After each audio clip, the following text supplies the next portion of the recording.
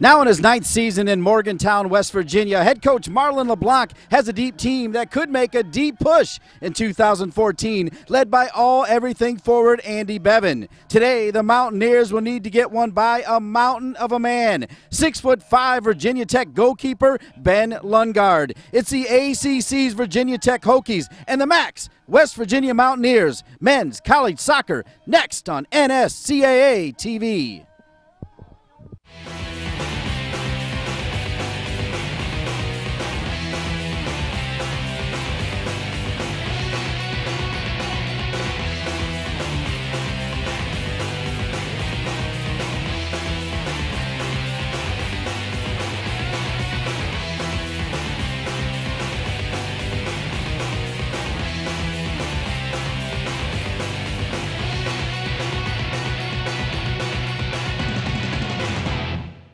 And the 2014 NSCAA College Soccer Special rolls on right here in Morgantown, West Virginia, as we bring you a big non-conference matchup between the ACC's Virginia Tech Hokies and the Max West Virginia Mountaineers right here on NSCAA-TV.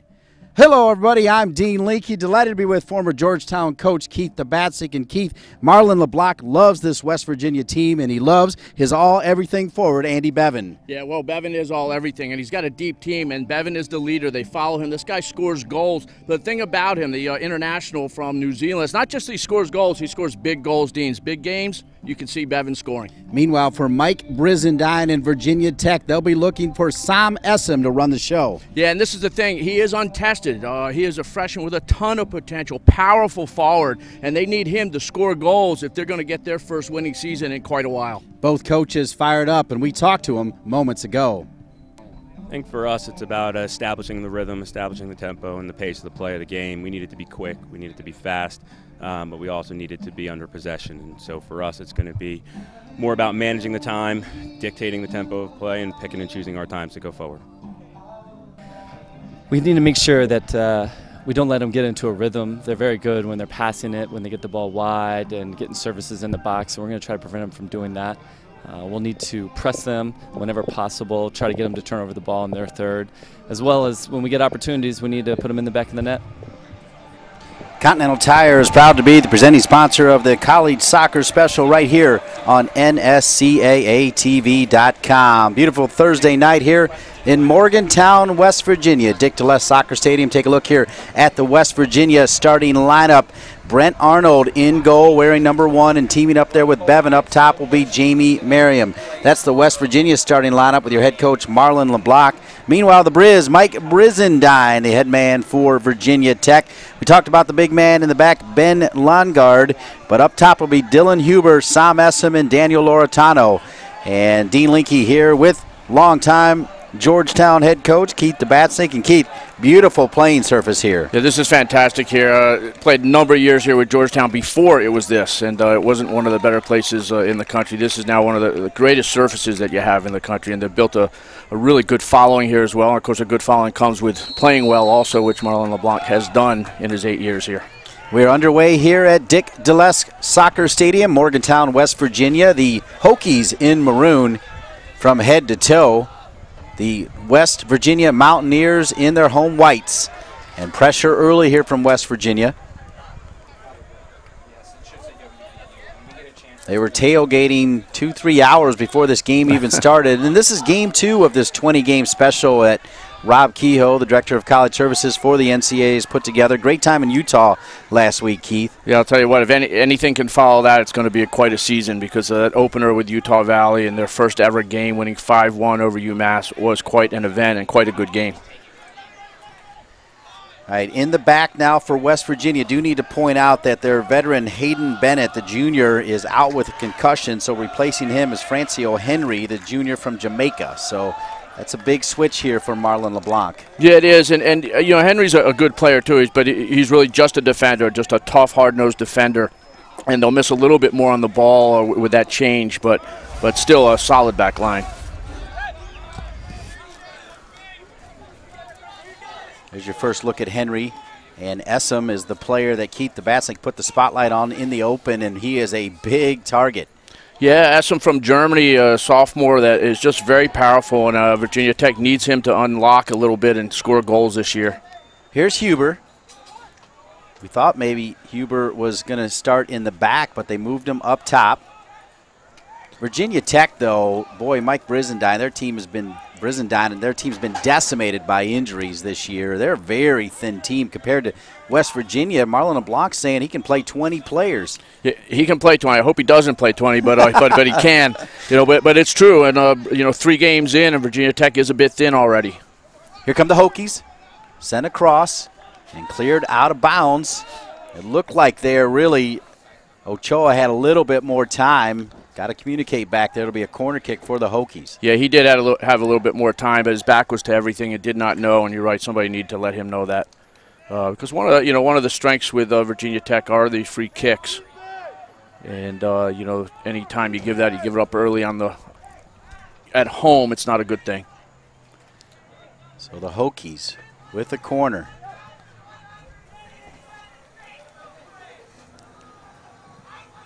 Sent in. Henry, the Jamaican, able to head it top of the 18, and the whistle there. Brandon Artis running the show. He is the man in the middle here today from Morgantown, West Virginia. And they were ready to go about 10 minutes ago. We had to hold them up, Keith. Yeah, they're very anxious to get going tonight. Started, I think, all their pregame ceremonies a bit early, especially in the heat. West Virginia comes into this game with a 2-0 record under Marlon LeBlanc, who played at Penn State. Mike Brizendine's team is 1-1, and he played at James Madison, did the Briz.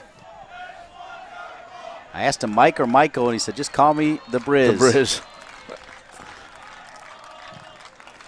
And Virginia Tech. Early doors here, but they've had more of the play, the Hokies. That'll get you only a cup of coffee, if that, though. Here's Essem. Essem, he'll play it up. Talented player.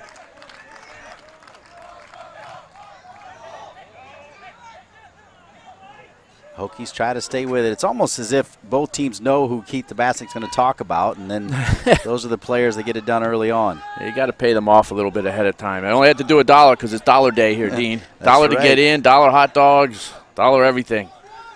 $1 for a goal.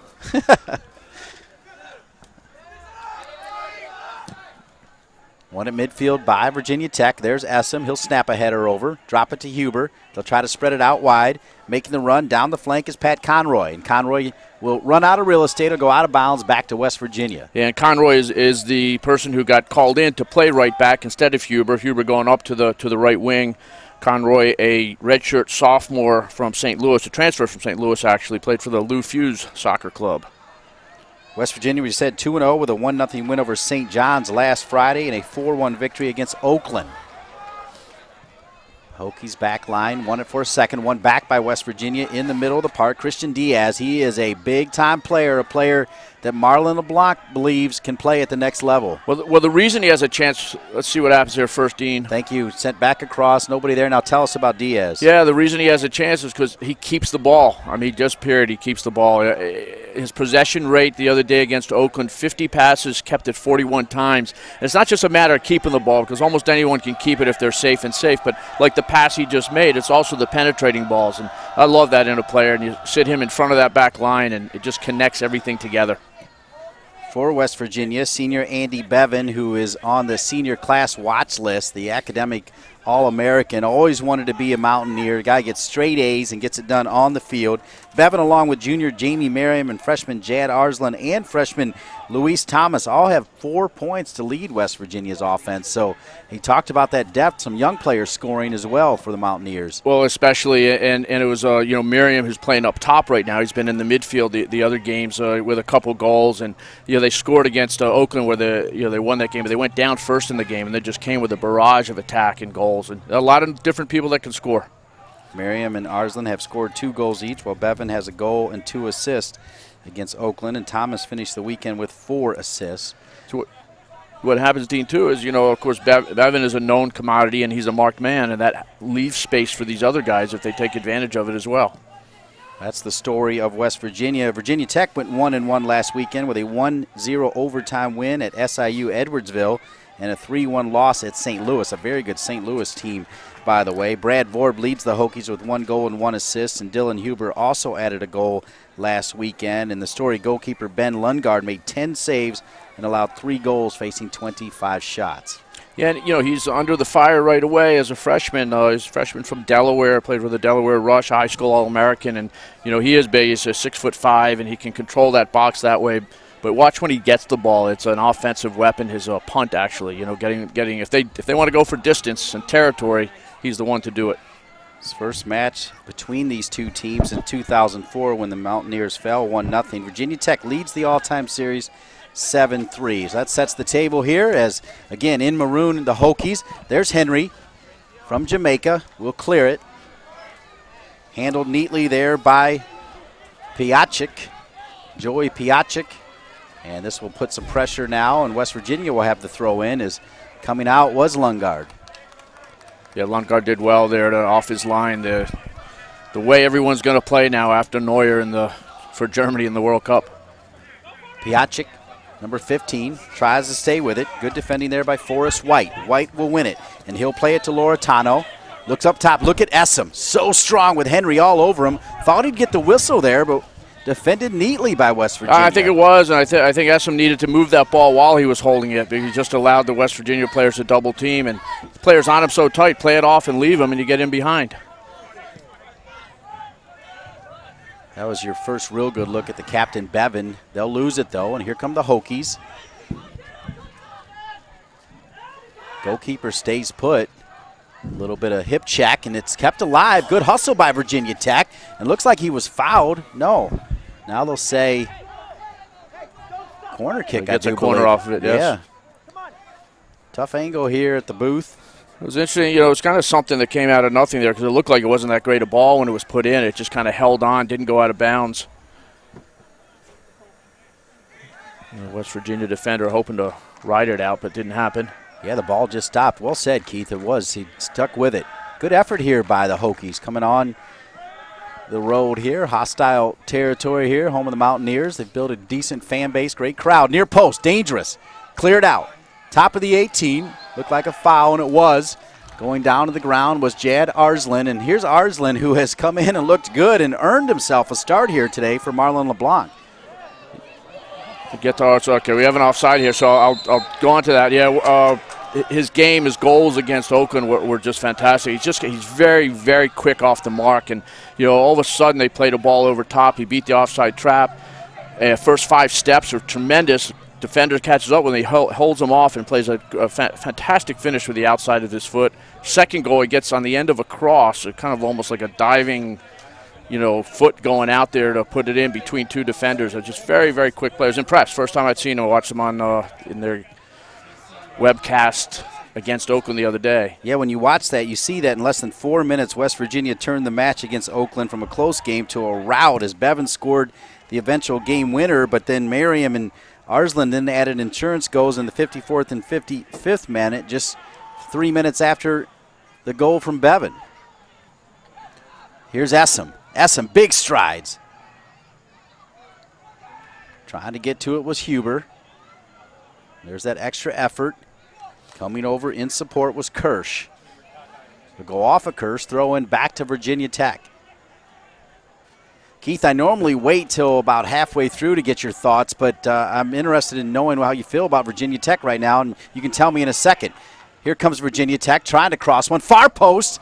And the diving header not on frame. Well, I was going to tell you, I think they're about to get a chance. That's what I was going to say. But but at any rate, no, that's actually, brilliant. Yeah, absolutely. I knew about Pearl Harbor, but it was 2 days. It was December 9th when I figured it out. No, the thing about it is I think Tech's got to be very happy coming in, on the road here and having a good start, especially, as we said before, they're thin. They're missing a couple players right now.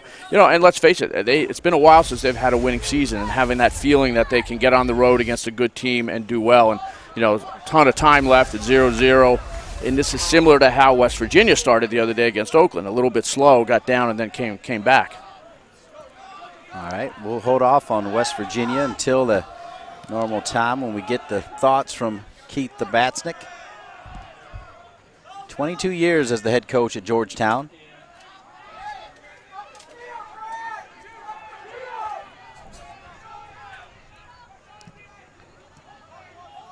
Essem.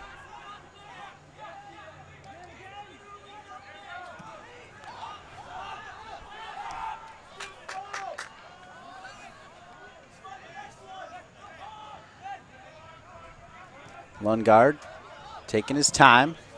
Boy, he mishit that one. Let's see if West Virginia can pounce. They may. It'll fall to Bevan. Bevan will take a shot.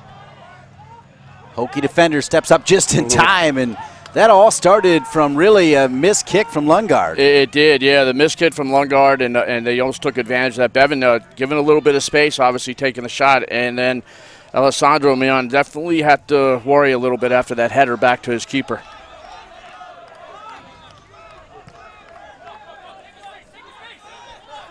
Forrest White with that left foot. Too long, and it'll fall to Brent Arnold. Sophomore keeper Arnold earned his first career win and first career shutout in the 1-0 win on August 29th against St. John's, and he finished the match with 2 saves. Last year he started just 2 games against Akron and Penn State and lost them both, so it was good for Arnold to start with a victory. Here come the Hokies.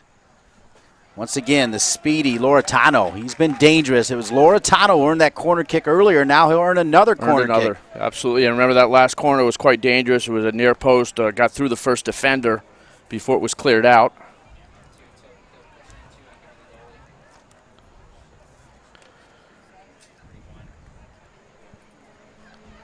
Let's see if Tech can take advantage of the pressure they've been putting on this first part of the game, 13 minutes in.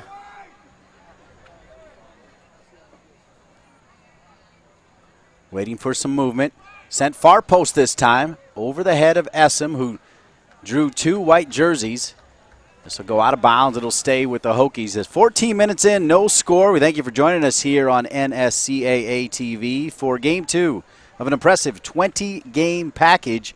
Coming up around the 25-minute mark, we'll be joined by Rob Kehoe, the Director of College Services for the NSCAA, to talk about that schedule. Look at Essem, back to goal. He'll drop it. Kept alive here. Dancing around is White. White can hit it with both feet. On the turn is Kirsch. Kirsch will get it out wide again. More pressure from the Hokies. And Brent Arnold will bring it in.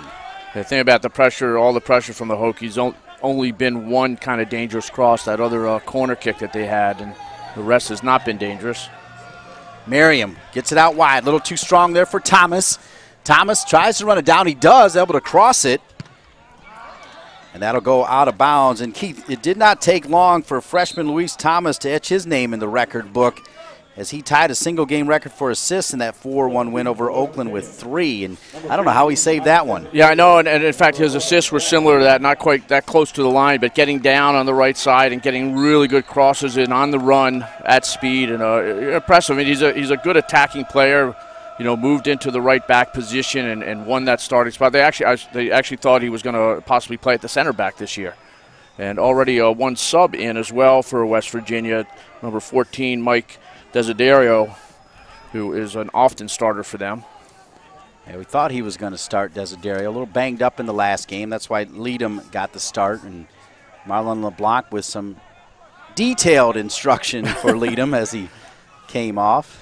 Well, it's, you know, after they went down 1-0 against Oakland the other day, he actually made 4 subs. He had started a few other players, and one of the reasons for that is because they had these 3 games in a short period of time, and it was after those subs that they scored those goals and came back. Third game of a 5-game homestand here for West Virginia.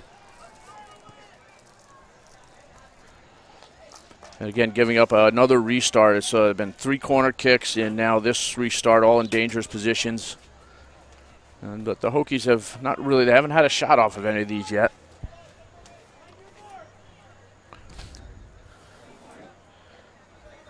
We'll see if you see them when they're in the box as the ball goes in. There's movement in there, but I wouldn't say that it's movement that's really sharp or effective getting away from defenders. A little bit of jersey pulling going on inside the 18 as this one's driven in. Pretty good ball. And a foul, though, on Virginia Tech. Flag is up, far side rather, so it'll stay with West Virginia.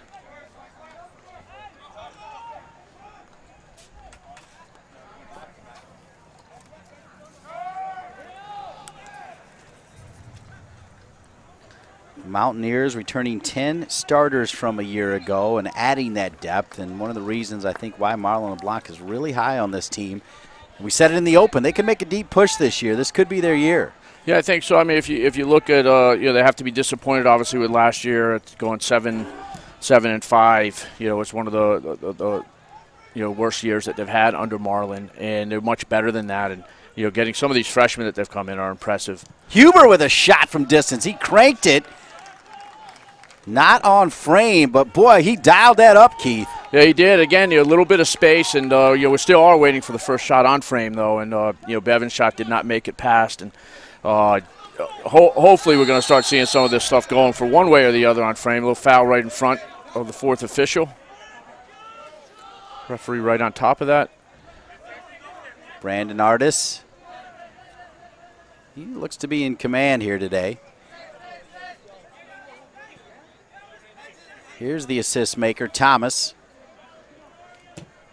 Trying to find a white jersey. Pretty good ball. I like it. It's a good ball there. It looked tough for Miriam to do anything unless someone's running off of him, though. And he came out of that space. And they just need really one of the midfielders to run into that space to get on that flick on. It was going to be hard for Miriam to find the all-everything senior forward Andy Bevan, who leads the MAC in points and goals with 24 and 9 coming back. I think this is what West Virginia has to do a little bit, start getting a little more possession, even if it's a bit side to side, to get a little more confidence back in their game. Of course, if you have a guy like Elliott who has the ability and that gets out of bounds, knock 60, 70-yard balls and open up a defense. But if you start getting those passes, a short passing game, and the defense has to come up, then those balls become more effective. Elliott trying to find Ochoa. One of the things you know about West Virginia, they play that box four, so Thomas and Ochoa have really all kinds of freedom because the space is there. I love that. I mean, there's no wing midfielders on this team. No, there isn't. And in fact, it causes a lot of problems. It suits those two players, of course. So you can't do it unless you have players wide in the back that can get forward. And those two can. But again, they're going to be much more effective if West Virginia can keep that ball a little bit longer. It really creates havoc with the opposing team and how they're going to adjust. You're watching NSCAA-TV, created by the good folks from the NSCAA in Kansas City, led by their CEO, Joe Cummings. Here is Bevan. Bevan, always smart, finding an open player. Looked like the flag. Oh, my, it stays down. I can't believe it as Desiderio stuck in there. I looked down to see if the flag was up. I think we all did. I think Desiderio might have as well. He definitely looked like he was caught offside. I don't know if they're saying it was because of he wasn't offside until it hit the defender, and that could be the reason. And here we'll have another look at it. We just saw the end of that, but I have a feeling that he got in there thinking that he got in there, but the reason it wasn't offside is that it hit the defender. It wasn't offside until that point. Essam. And Desiderio all over Essam. He will get the call. Then a little bit of a shove.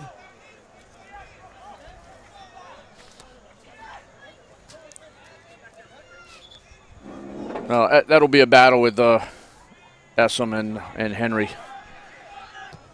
And Essam's got him on quite a number of pounds there, but they're both the same height.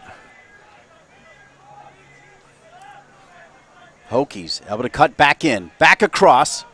Right in front of Brent Arnold. And West Virginia will win it and win it cleanly. They could counter here. They need some white jerseys to join in. It's 2-on-4 at the moment. And one can't get through two as trying to go right through him was Merriam. Yeah, and Merriam's good when he's facing forward. And one of the things that he's playing up top today, as a striker, which means he doesn't get to face forward as much. And I'm sure they'd prefer to have him sitting in that box and part of that midfield. Big bruiser Ryan Kane getting ready to check in for Marlon LeBlanc, the junior from New Zealand, along with Bevan, both from New Zealand. I bet we'll see Miriam go in. Here is Bevan. Bevan likes to create his own space. Piacic, a little bit heavy on the touch, and he goes flying as Lundgaard comes out. Yeah, it was a good ball. He just needs a clean touch and a quick shot. And I wouldn't be surprised now to see Merriam drop into the midfield unless he's the one that's going to be coming out of the game, but I doubt that. Now, having said that, as you said, it's 3 games in a short period of time. Quite a hot day to start this game anyways. I think it's going to be real nice as the sun goes down. Piacic has his ball intercepted there by Vore. Vore with a great ball to Essam. Essam trying to get through Henry, looking to drop it off, and Henry did well just to hold up Essam. Desiderio, nice touch. He'll try to switch it left side to Ochoa. He's got a lot of grass in front of him. Ochoa will look up. Bevan is inside the box. Desiderio's just outside of it.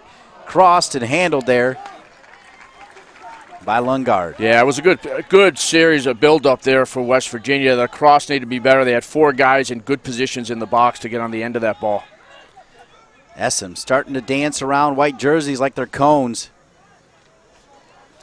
It's almost better when he creates some space rather than trying to just stand up Henry, because Henry seems to be up for the challenge, Keith. Yeah, no, absolutely, and Henry won't always follow him there. What he's got to do is become more dangerous after he plays the ball, though.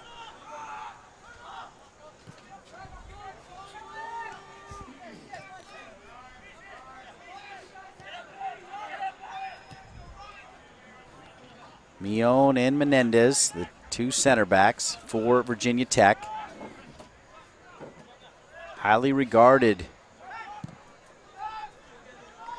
by Mike Brizendine. Loves those 2 center backs. Yeah. Piacic looking for Ochoa. Ochoa trying to get an angle. And Lungard, feeling that pressure, will send it into the night. Substitution for West Virginia. Number 9, Ryan Payne. For number 10, Jad Arson. So it is 10 coming out, Arslan coming out for West Virginia. I think now we'll see Merriam drop back in that midfield where I think he's more dangerous. Bevan is in there. Sent out, so you're right. It's Bevan and Kane up top now, Keith. Coach Tabatsnik getting it done here in the booth. Well, Coach LeBlanc got it done on the sideline. I think that's the right move. You see Mike Lapper right there, the former Olympian in '92 and a member of the 1994 U.S. World Cup team. He did not play for Bor Milutinovic, but he was a fantastic player at UCLA. Remember that team with Brad Frito, Chris Henderson, Kobe Jones, Joe Max Moore, Zach Gibson, Jorge Salcedo. Unbelievable team. One of the best ever, and they're trying to have another one that's one of the best ever this year, sitting at number 1 in the polls as well. Your buddy Charlie Slago picked him in the preseason ranking show right here on NSCAA-TV. Back across, dangerous. Snapped right in front there by Jack Elliott, the big man in the back. Almost made it 1-0 West Virginia. Yeah, he did. It was a good ball, and really Elliott probably should have done better with that one, at least get it on target and force a save. Jack Elliott, a sophomore from London, England. Yeah, so Charlie Slago picked UCLA number 1. I think I'm going to agree with him actually on that one.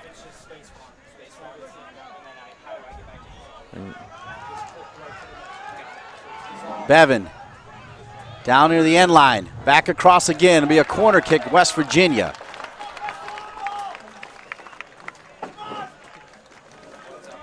And the tide's turned a little bit now. 25 minutes into the game, which has been predominantly, I wouldn't say dominated by the Hokies, but certainly the Hokies have had the better of it.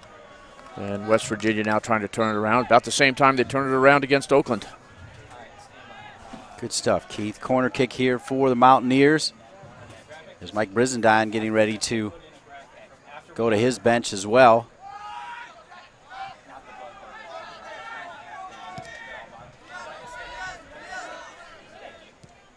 Off the corner kick, West Virginia stays with it. Desiderio, looks like he mishit that one. Knew what he wanted to do. He wanted to find Bevan. Look at Bevan dance. The New Zealand superstar to Desiderio, and the Mountaineers have scored!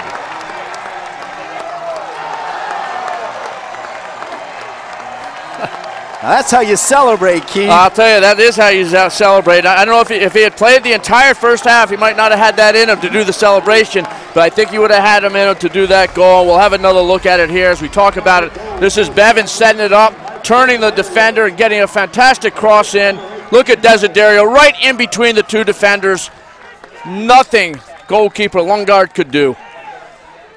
And we said, look at that cutback by Bevan You again. could hear the crowd go, ooh, as Bevan made that move. Yeah, he did him. And you know what? It's because they expect him to cross that with his right foot. He's both-footed, but he's predominantly right. You know, if you do a scouting report, you're going to say, you know, make him beat you with your left foot. Well, that's what he did. Great stuff here as well. Good look from Kyle Lang and our entire crew here. Joe Valente, Buzz Mead.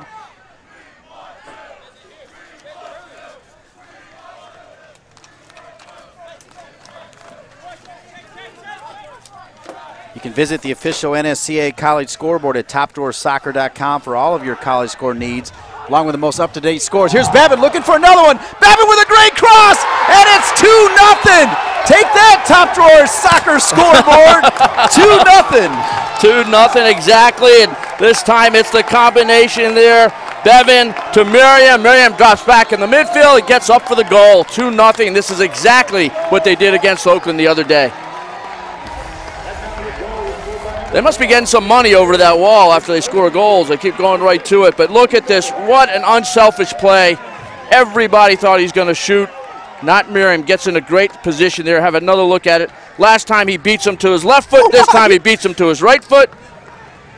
That was like an Allen Iverson crossover right there. Completely spun him. Exactly. And I bet you Allen Iverson could have done that if he played soccer too. So absolutely fantastic by Bevan, setting up both goals. The difference is Bevan does it in practice, too. Virginia Tech. Look at Bevan. Are you kidding me? This guy is putting on a show. If you didn't know about this New Zealand superstar, now you do. Bevan again, back across. Slicing and dicing all over the place. No, they're trying for that third one real quick. They've got Virginia Tech. Oh, what a poor ball, though, to do that as they've got them under the ropes. Not against them, but under the ropes. West Virginia, yeah, all over Virginia Tech. I'll tell you, that pass was just really poor decision. We make a square pass right there, and especially because they're sensing the goal, everyone's coming forward trying to get their turn. That pass was bad, but I love, Keith, when you pointed out how unselfish his pass to Miriam was. Absolutely. It makes him so good. I mean, a lot of players would certainly the first one would have shot. I mean, the second one would have shot, not the first one. A lot of players would have shot the first one too, but it wouldn't have gone in. But that second one, everyone expecting a shot. Miriam maybe to get a rebound or something. But talking about Bevan now, and I'm sure we will as the game goes on as well, Dean. Great stuff, Keith. The Bat Snake is this one headed away, and West Virginia looking for more.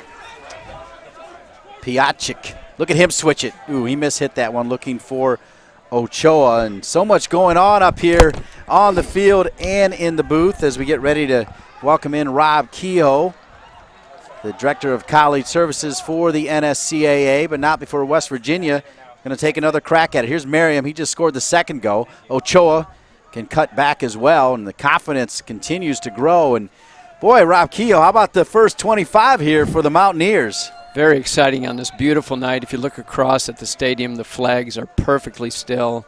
Just a picturesque location, and certainly the team on the field is treating their home fans so far. Bevan treating everybody, even the visitors, got to be impressed with number 8. Look at him, just feeling it. I don't know if you'd call that good treatment for the visitors. I don't, but I can tell everybody's appreciating his play. This time maybe a little too much, and the Hokies going the other way. Let's see if they can get something going. Essam will hold it up for a moment. Here come the Hokies. They'll spread it out wide right. Coming over, kicking him, it's Diaz, and, yeah, they got to call that. And, Rob, we talked about it in Utah Valley 8 years ago. We came together out of UCLA for that thriller as Maryland won it in overtime, and the college soccer special game of the week has rolled on as you look at the foul. It's been a great ride. It has been, and this is our 10th year. When you think of the 8 years on the Fox Soccer Channel, and now last year and then the start of this year on NSCAA-TV, it's been a tremendous opportunity to present college soccer through the NSCAA. Hokies with the free kick after that foul from Diaz. Virginia Tech would love to sneak one in here. They're going to have to get it by the big man, Arnold. And, boy, Rob, an impressive schedule. I'm so excited. UCLA, Santa Barbara, Louisville. I mean, tell us about it. It's going to be great. Well, it really is. I mean, when you think of, we're going to many of our favorite places. I mean, when you think of places that we've been to, some every year and some almost every year. Essam, he's not afraid to dial. Oh, boy, well done, keeping that down. And it looked like Arnold, he let it go. He brought his arms back. Keep telling us about that schedule. Well, again, I mean, the places we've been, Maryland, Virginia, Santa Barbara, Akron, Duke, Yukon, and we're going back to those locations again this year for some really exciting matches. Louisville, we're going back to again, but to a very new situation where they just opened the Lynn Stadium last Friday night in a very exciting match where they had over 7,000 people for the inaugural game. And we'll be there actually with NSCAA-TV on September 13th to see the first ACC game for Duke, which has a pretty nice storyline. Not only is it their first game, but the Louisville coach, Ken Lola, played at Duke, and so that should be a very exciting night to showcase their first ACC game, but also the story of Ken being the former Duke player. Take a look here at the replay as a West Virginia player is down. Ooh, and you can see right there that right foot of Thomas going right into Ian Grubb, and down goes Thomas. You mentioned the Utah Valley game, Dean, and that was a very special night for many reasons. I mean, the first obviously was Utah Valley playing the first Division I men's soccer game in the history of the state of Utah, and how they treated their fans to a tremendous exhibition of soccer, but also how that was a situation in which you paid tribute to two of the fine men from college soccer, Sam Koch and Logan Fleck, who had passed away. And that was something that was a very nice visual tribute that was shared really nationally that last weekend all over the country with the moment of silence. So that was a very special night. And as we look around at the schedule, we're going to 18 different conferences that are going to be represented in the 20 games. We have some really interesting matches. You've got some in-state matches like the George Mason against University of Virginia men, Bucknell against the Penn State men. So those are out of the conference situations, but those are going to be big matches in-state for perhaps what you would look to call the mid-majors playing against the BCS conferences. So some very special games. And then tomorrow night on NSCAA-TV, you know, a local Maryland derby, which will be UMBC going down the pike to go into College Park, and I know they're very excited about that. And certainly, Maryland always puts on a very special show, and we expect another overflow crowd there. And so we're going to also some new locations. Seattle University, it was a tournament team last year. UConn is playing them at Seattle. Illinois State, which is a tournament team on the women's side, and they're bringing in Boston College, which was a Final 8 team. And then Bakersfield is playing against San Jose State, and that's an interesting game in that Simon Tobin was 27 years at Bakersfield, and now he's the coach at San Jose State, so that's going to be a homecoming game for Simon.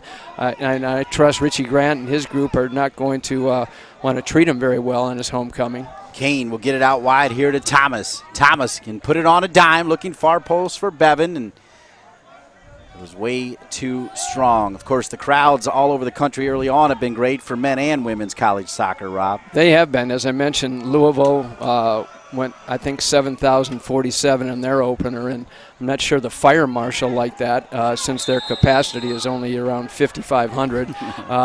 Two games that you called at North Carolina were in the 4,600 range. Maryland opened up their homestand with a near 5,000 crowd. Texas A&M has been over 5,500 a couple times on the women's side.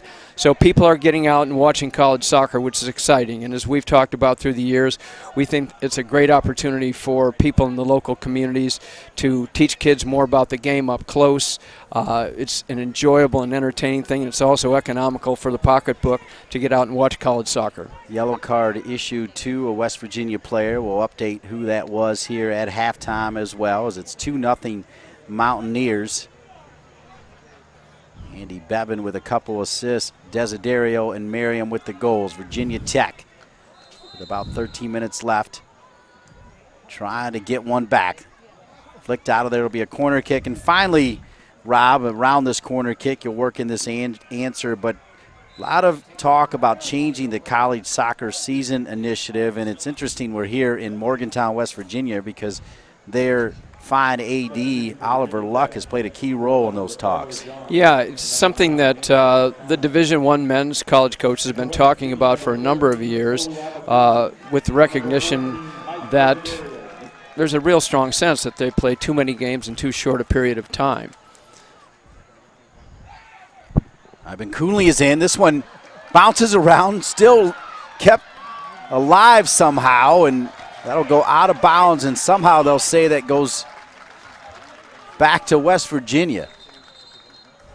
So with that, the coaches have been talking about a remedy for that, and rather than trying to pack 20 games into a 12-week season.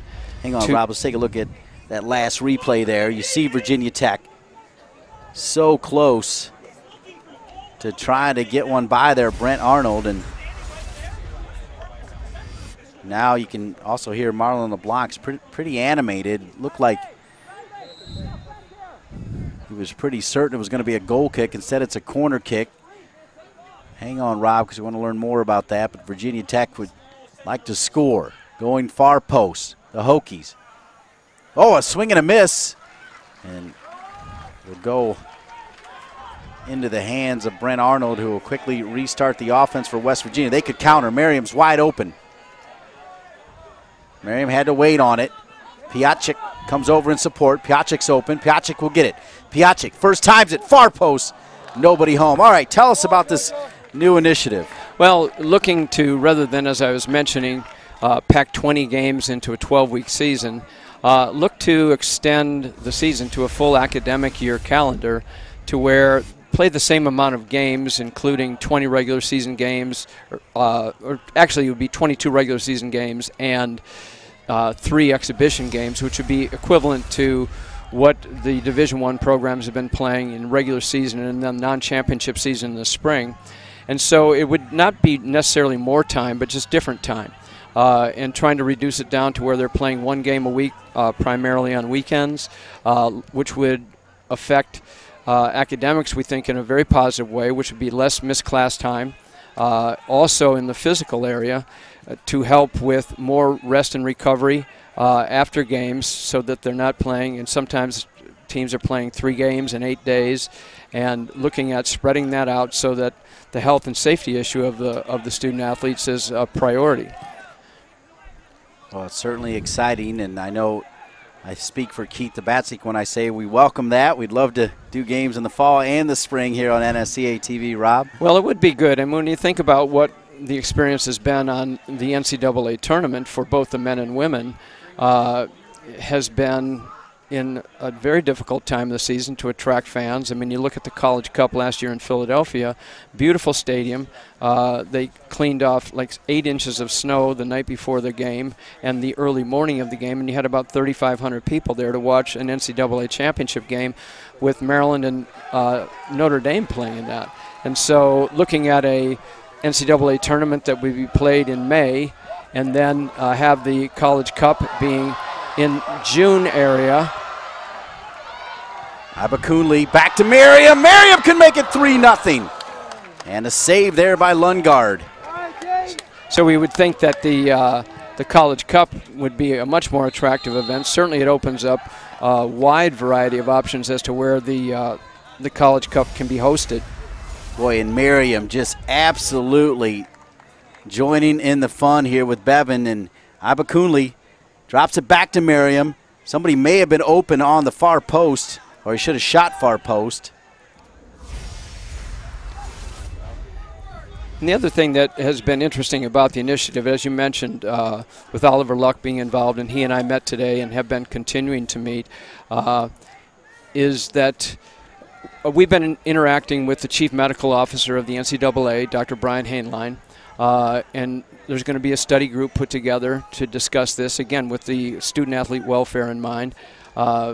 And We're going to survey the student athletes, to talk with them, both the men and women, just to see what their opinion would be, because we want to certainly help grow the game, but most importantly, to make the student athlete experience a very, very good experience from the athletic, the academic, and the personal life. So it's an exciting time, exploratory at this point. It's gained a significant amount of attention, as you've mentioned, nationally with articles and things of that nature. So we'll continue to work it and see where it goes in continued NCAA discussions. Rob Kehoe, the NSCAA Director of College Services, thanks for being with us. Thanks for putting together a great schedule. It's a pleasure, and wonderful job again. Beautiful night here in West Virginia. Always a pleasure to spend some time with Rob Kehoe as we're here at Dick Delesk Soccer Stadium, and Keith the Batsnik joins us here again in the booth. And Keith, West Virginia almost made it 3-0. Yeah, they almost did, and we'll just see what the Hokies do here in a second, and I'll comment on that. It'll roll out of bounds and come back to West Virginia. Well, you're talking about, and you were right, there was somebody open, you know, when Miriam was having that dribble in there, and who was the person open? It was Bevan, all right? So he did not get the favor returned, and that's actually is a difference in those two players, is that Miriam is, I don't mean this in a bad way because he scores goals, because he's a selfish player. You know, he's going to look at that goal first before he looks at who else might be around. Spinning, here's Ricardo John showing some pace. John looks like he was pushed there by Henry. And the referee, Brandon Artis, had nothing to do with it. He may have almost earned a penalty kick there as he got around Henry. He got around a little bit. I'm not sure there was enough there to call. But it just showed how dangerous he can be, and it's been a little while since we've said his name there. Abakunle had it for a moment. He'll lose it. The Hokies, here's Essam. Touch it into space. Essam cannot get it by Arnold. And that was all because of Elliott. The center back, Jack Elliott, for West Virginia, got a foot on that, deflected that shot. Managed to go right to Arnold, the keeper there, but that was Elliott recovering really well.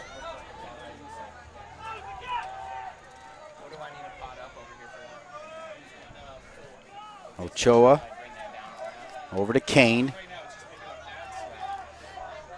Kane definitely tripped. Free kick. Unnecessary foul there from the Hokies. Yeah, and this is, you know, obviously another dangerous area. But this after the Hokies have had a couple good looks going forward, and that's some of the first, the best look that he's had, and a decent shot. But again, Elliott with those long legs of his sliding in and getting a piece of that. West Virginia returning so many players. The Hokies, meanwhile, welcoming 18 new faces as Bevan looking for that third assist. Played back to Arnold. And there is Elliott, who Keith the Batsnik just told you about. Saved by Ochoa right at the midfield stripe.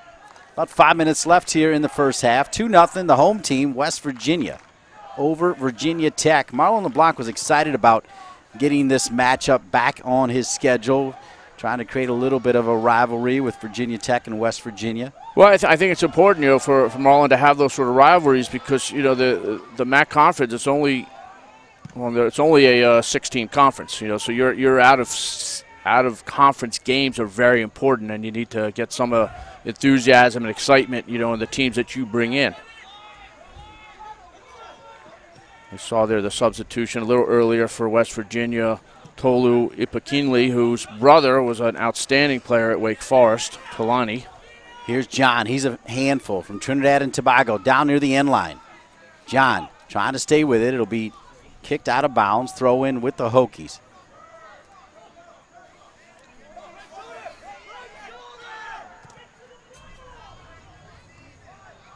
And look at Bevan tracking all the way back to try to slow down the Hokies' attack.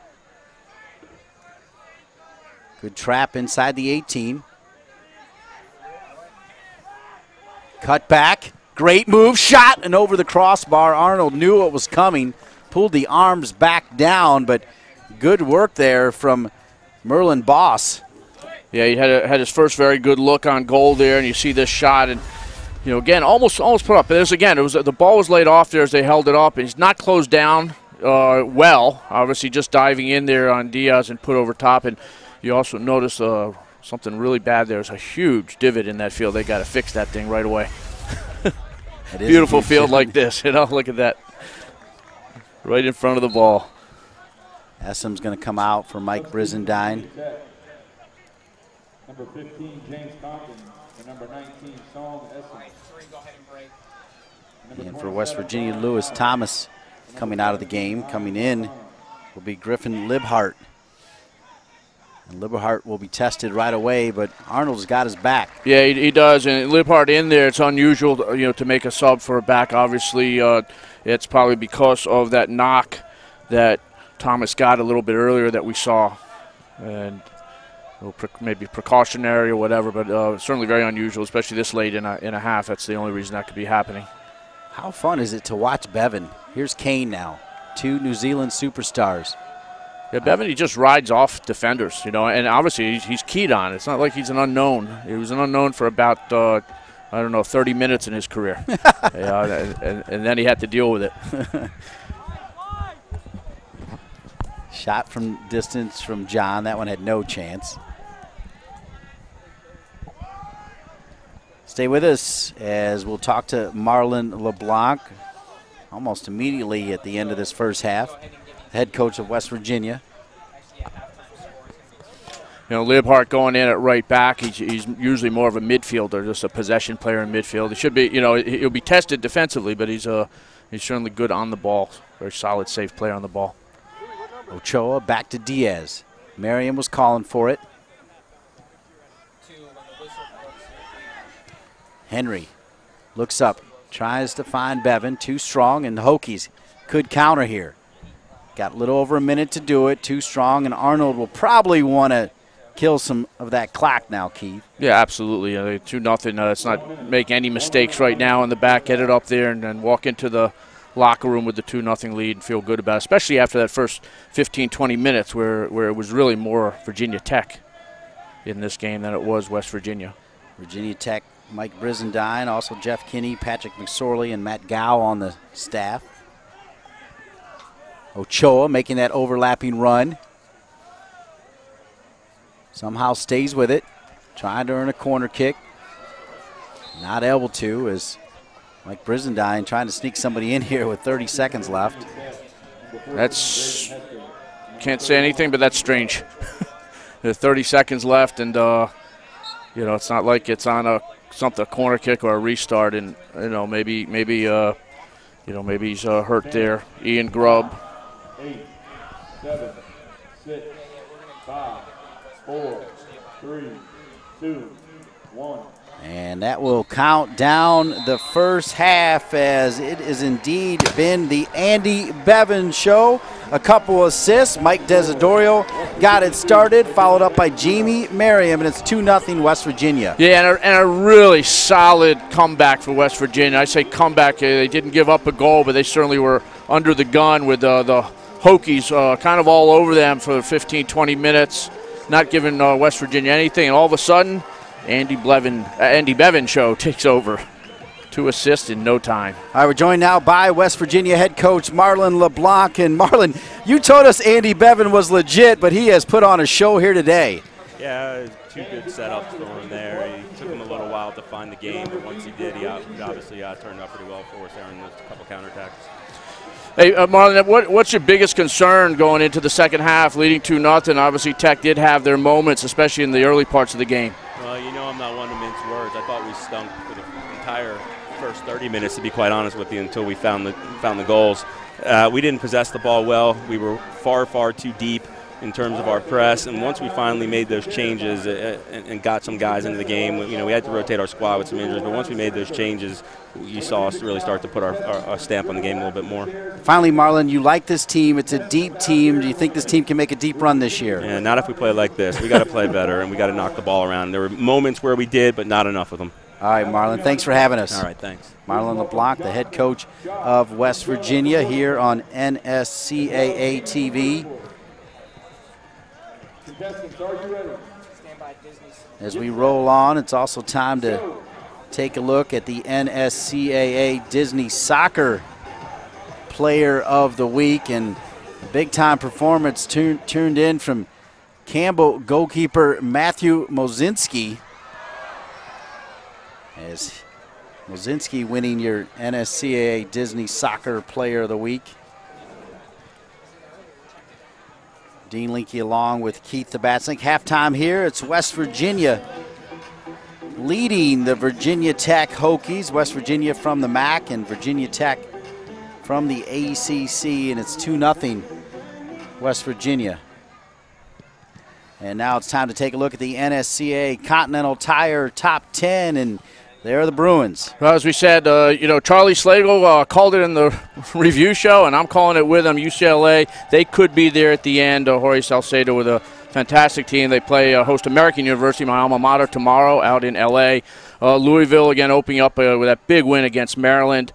And you see Washington, a huge win to begin with as well. Notre Dame drops from the #1 spot, but, of course, every week we're going to see a lot of movement in the top 10. And, of course, Maryland, who we see tomorrow night, has beat Coastal Carolina 3-2 in an exciting game on Monday to go 1-1. You can catch Sasso Swarovski in Maryland against Pete Karinji and UMBC tomorrow night right here on NSCAA-TV. And, of course, your top 10 is presented by Continental Tire. Continental Tire, proud to be the presenting sponsor of our top 10 and our NSCAA College Soccer Special right here on NSCAA-TV.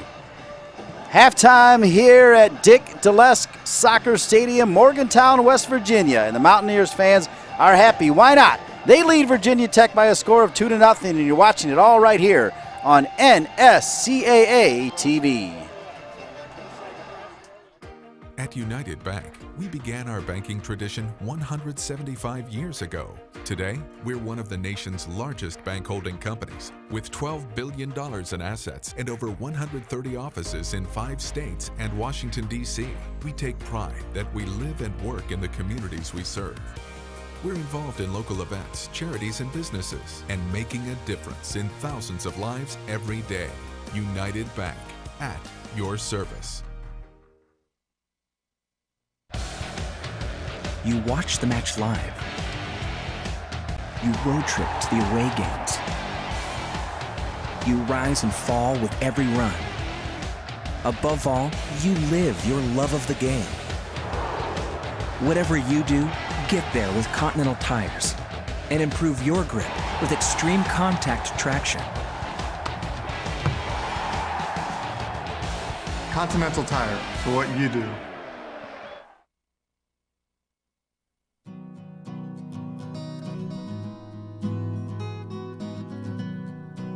Each year, the NSCAA puts over 7,000 coaches through our coaching education program.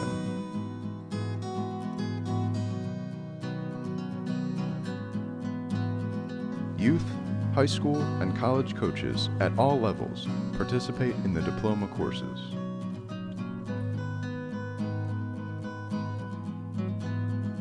No matter where you are in your coaching path, we have something for you. Join your peers and get educated. Better coaching, better players, better game. NSCAA Coaching Academy. Improving soccer, one coach at a time. Register today at nscaa.com/education.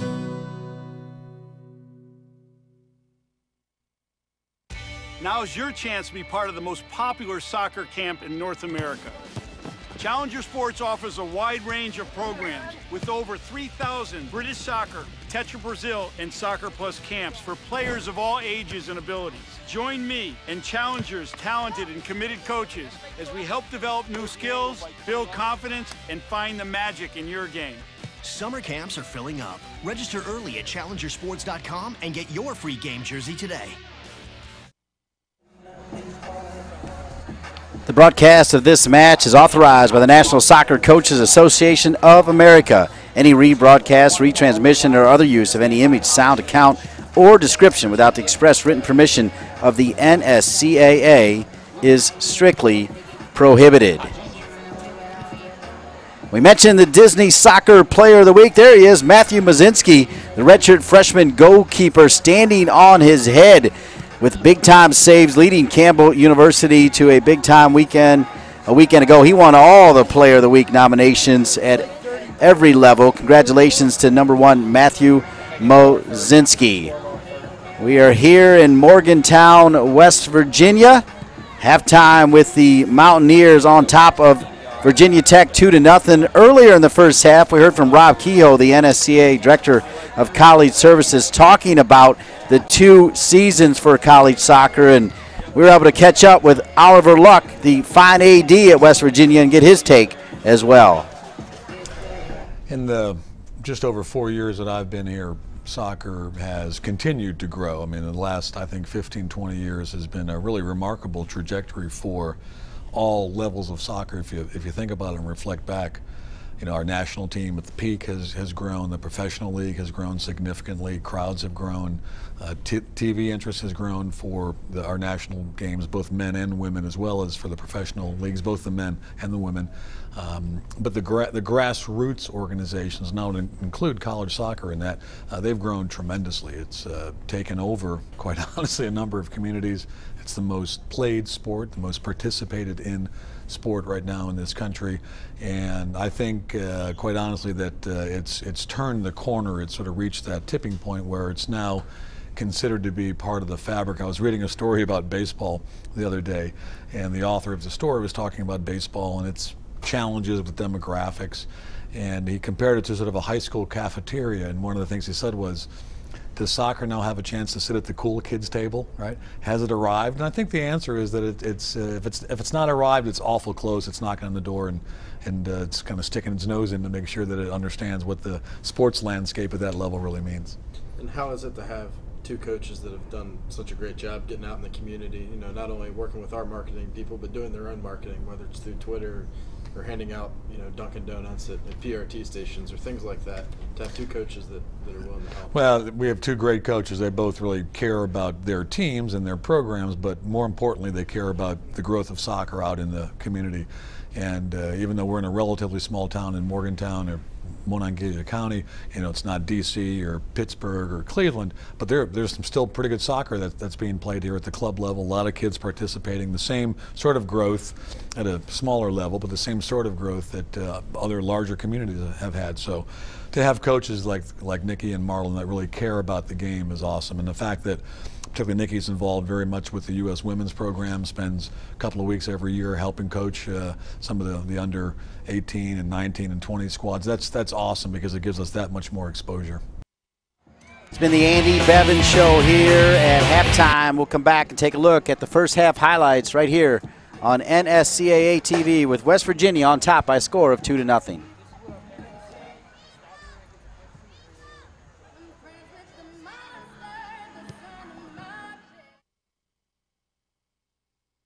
Just felt like a ton of bricks was on my chest.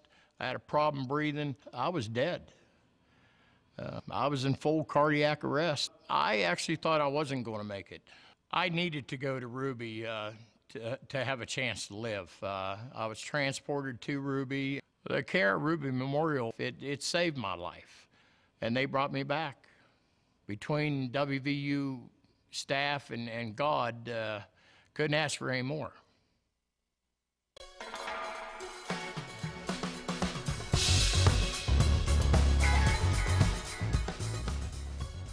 I had a coach named Ziggy Schmidt. He got a hold of me at 18 years old. It was great for me because, you know, he was strict on us, he was strong with us, but he was very fair. I have to make time for the things I want to do. I want to get better at my sport. I have to take some time, set time aside and do that.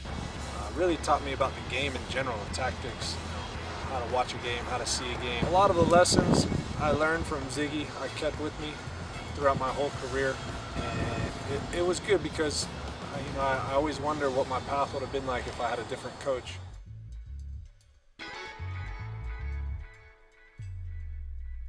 See what you're made of. You ever coached under 12s before? Can't say I have. You're not a team. You don't deserve to be a team. Sorry, I shouted at you. It's not just about football. It's about dreams.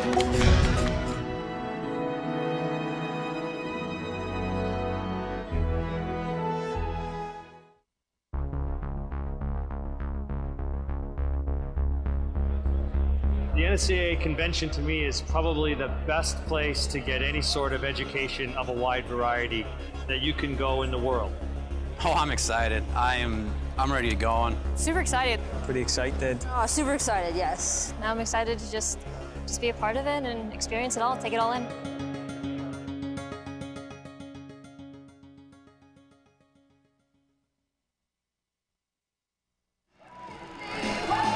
Welcome back here to Morgantown, West Virginia, Dick DeLess Soccer Stadium. It's halftime with the home team, West Virginia, leading Virginia Tech 2-0. We're joined by the Hokies head coach, Mike Brizendine. And Mike, what was the message to the Hokie team here at halftime? Obviously, we had to clean some things up in the back, giving up 2 goals in that short amount of time. We got to be better than that and finish our chances. I thought we had some good opportunities, and we didn't capitalize on those. Yeah, I think when you put Ricardo John in, some more things happen. Now, I know he didn't start. He's banged up a little bit. Is he good for another 45? Well, you'll see him definitely in the second half. Coach, good luck the rest of the way. I know you've been suffering some injuries. We hope the best for you. Yep, thank you. Mike Brizendine, the head coach of Virginia Tech, very gracious. It's halftime here, and 2 goals in the first half. Dean Linke along with Keith the Batsnick, and we'll take a look at the highlights here of the first 45 before we start the second half.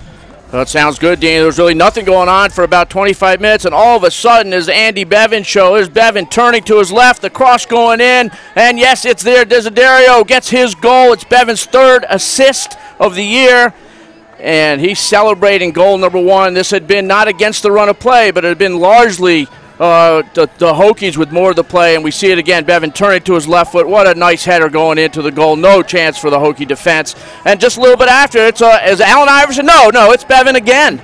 Bevan again with a crossover, this time his 4th assist, and that's the 3rd goal of the year for Jamie Merriam. And look at that unselfish play. What a tremendous move, and unselfish, putting it in the easy goal for Merriam. Now, the Hokies, they have to try to turn something around, and they do it. They bring Ricardo John into the game. He gets this header off the corner. It's flicked right into the face of the goalkeeper, Brett Arnold, and here the save, and they get it out. It looks like they're one of their best chances they have. And here's Ricardo John again. He's inserted in this line to try to make things happen. He beats the one defender, but it's Francio Henry that knocks him off the ball. Some excellent defending. He's going to have to do that for the rest of the half as well. And the Mountaineers fans still celebrating the Andy Bevan show. As you said, Keith the Batsnick, a 2-0 lead here, and they're taking that dance from Desiderio right into the crowd. Oh, exactly. There's something over on that side there. Every goal, they're going right over. I don't know if they're getting some food, getting paid, but it's a good celebration, and every right. Marlon LeBlanc was not 100% happy. That was interesting, yeah. Well, he said it, moments, but not enough, and he's probably exactly right on that.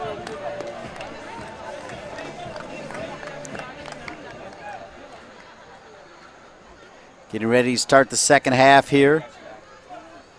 West Virginia in all white, Virginia Tech in the maroon.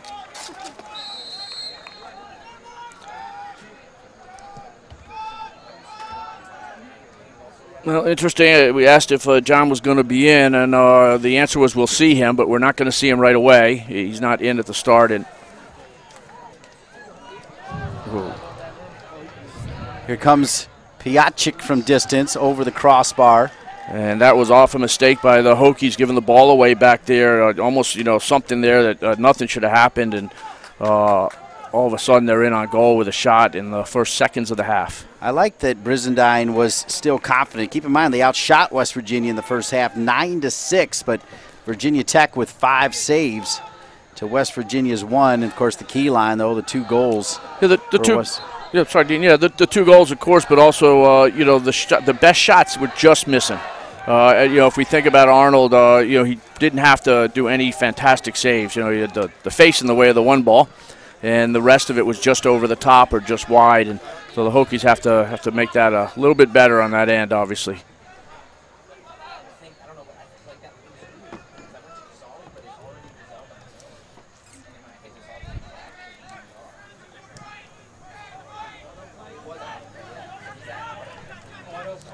Hokies trying to build it out of the back.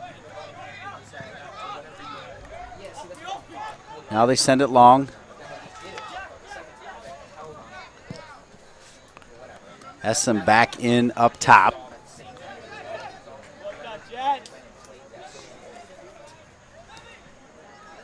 Bevan, number 8.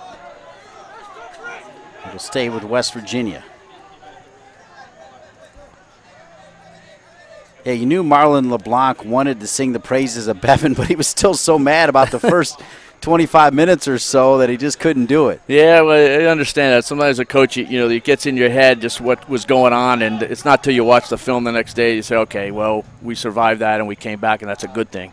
Because, if you're going to make a run, a deep run in the year, you're going to have to come back from difficult situations as well. And so it's not that bad that it didn't go well at first. The fact that they have come back, we'll see what happens the second half. There's a little bit over-aggressive by Henry. And it's the same thing their game against Oakland. They went down on a fantastic goal, Oakland, a free kick goal that kissed the inside of the post. And they showed good character coming back again. Again, led by Bevan. Free kick opportunity now for Virginia Tech. Loretano so busy in the first 10 minutes for Coach Brizendine in the first half, and he'll start it up again here in the second. Virginia Tech desperate for a goal.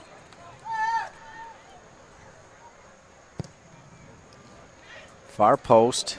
Just hung up there though. It was just too routine, and you get that right into the wheelhouse of the keeper, and Arnold's going to have no problem with that.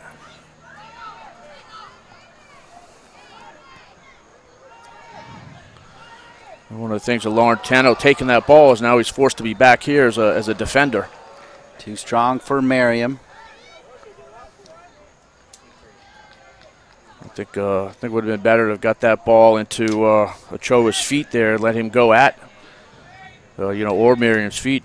Let him go one-on-one. 2015 NSCAA convention around the corner in Philadelphia, January 14 through 18. Not too early to register. Go to nscaa.com/convention. Back-to-back years in Philadelphia as West Virginia looking for that third goal. The convention, though, always a big time, Keith. Yeah, we look forward to that. It's it's the one thing that's circled on the calendars of thousands of coaches every single year.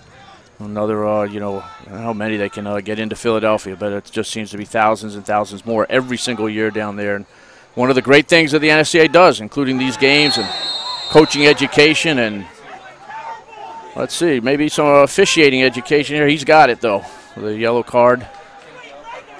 Yellow card coming to Huber. If you notice, the interesting thing, too, is Huber's gone back to the right back position, where we thought he was going to start the game. He was moved to start up top, and that's probably a twofold thing, as we see down at Merriam down, I believe. Have another look at that, and he got him, and I think he got him with a little bit of intent there. You see the way he went away, and see if we can take a look at that one more time. Because that was again, Huber played right wing to start the game, moves back there, and here's the look at it again. Let's have a look and just see how this looks from this angle as the ball's coming into Merriam.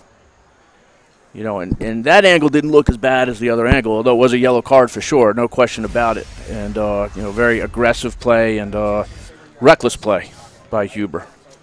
Marlon LeBlanc yelling out that, straight in there, should have been more than a yellow card. I don't agree. I think the official got that right.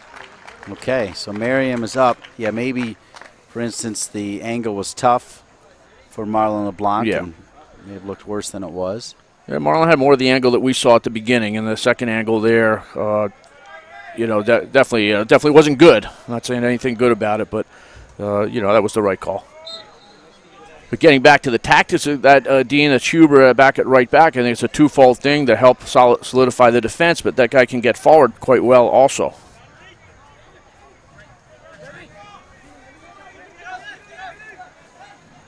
Diaz. Over to Merriam. Ochoa, Merriam, and Bevan. Great effort from Bevan. Would have been nice. Sorry, Dean. Would have been nice to see Merriam take that ball inside, actually. There are 2 or 3 passes right down that one side and a lot of space to go inside. You could hear Marlon LeBlanc say, lock him in. Essam. It goes out of bounds. Almost able to stay in. Good run from Essam.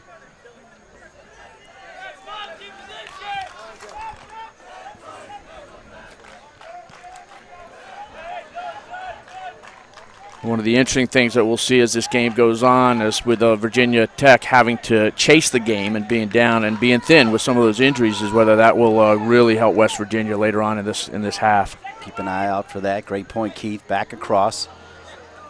Making that run right down the middle was Jad Arslan, who started the game. Is back in, wearing number 10 for Marlon LeBlanc. Asked him about a deep run, and all he cared about was the first half right there. I didn't blame him. Trying to put a positive on it. 2-0, he was up, Coach. Yeah, he was up. I'm not sure many coaches are going to make a comment on a deep run a third game, but there's a good reason you asked the question is because you can see that it's a possibility. Ochoa. You don't want to be the coach where you say, obviously you guys are not going to make a deep run. Yeah, right. Of course. Henry.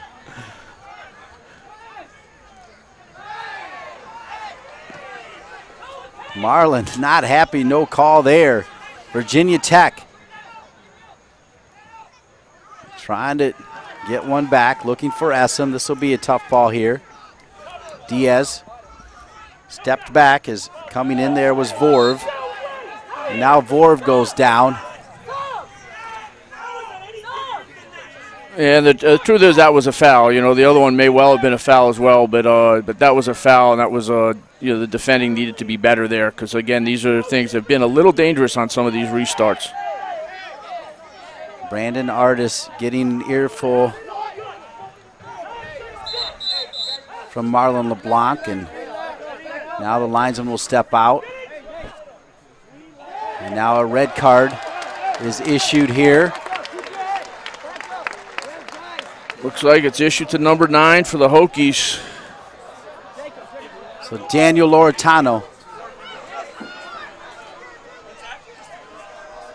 And you could see the reaction of the West Virginia players who were right next to him. Was something happened there, whether it was a, you know, I don't even want to say what it was because we didn't see it, you know, as the play was going on there. But the reaction was clearly something happened right away, and this was called by the assistant referee.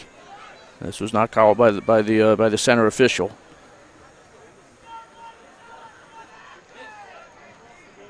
So now you have 2-0 down for Virginia Tech and a man down.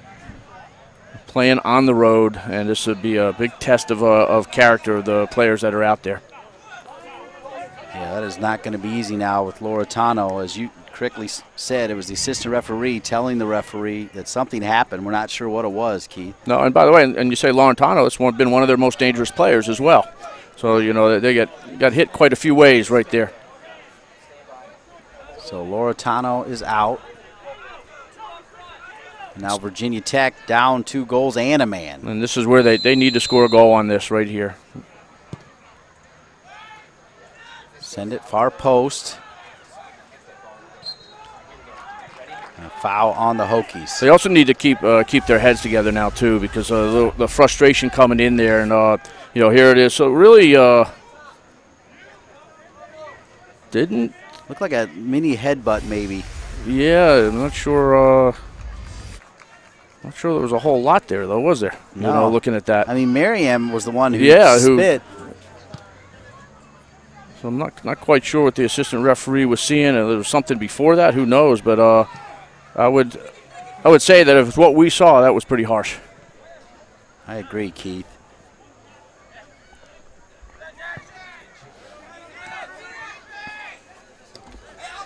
So that will take the wind out of this game just a little bit, I think.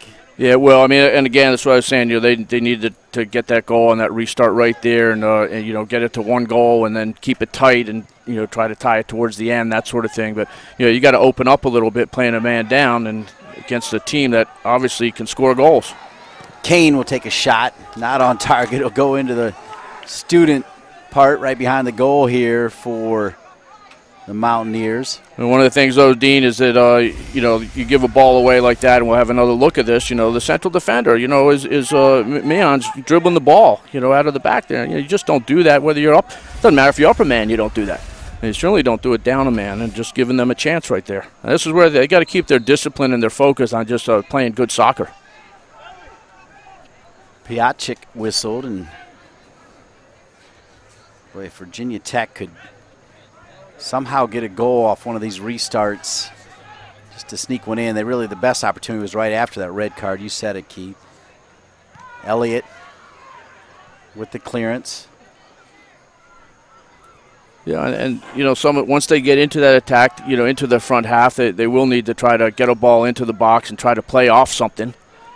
You know, they haven't shown during the game, you know, the ability to be really good at, you know, picking the defense apart by possession anyway. So now they're down a man, get it up there and try to keep it in. And if they lose possession, they've got to hustle back and get numbers behind the ball. Virginia Tech will cross it, crashing down, and it'll be a corner kick. As flying in there for the Hokies look to be number 12 right there, Huber. And again, this is Huber coming in. We said he'd gone to the right back position, coming from deeper. And the weak side, not, you know, it was actually marked up. It was just a good run. And you know, very good reaction save by the keeper, Arnold. So give the Hokies credit here. Down a man, down 2 goals, trying to pull one back.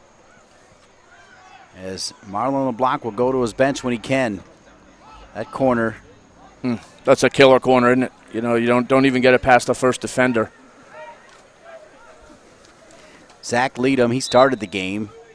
The captain will come back in now. He left early, about 15 minutes in, and he'll replace Jad Arslan. Yeah, you know, and when he left early, remember Marlon was not happy with him coming off the field. We'll see what he does going in there. He's a, you know, junior, very experienced player, and he's a good possession player, good left to right possession player. Played with the Region 2 ODP and in the Columbus Crew Academy as well.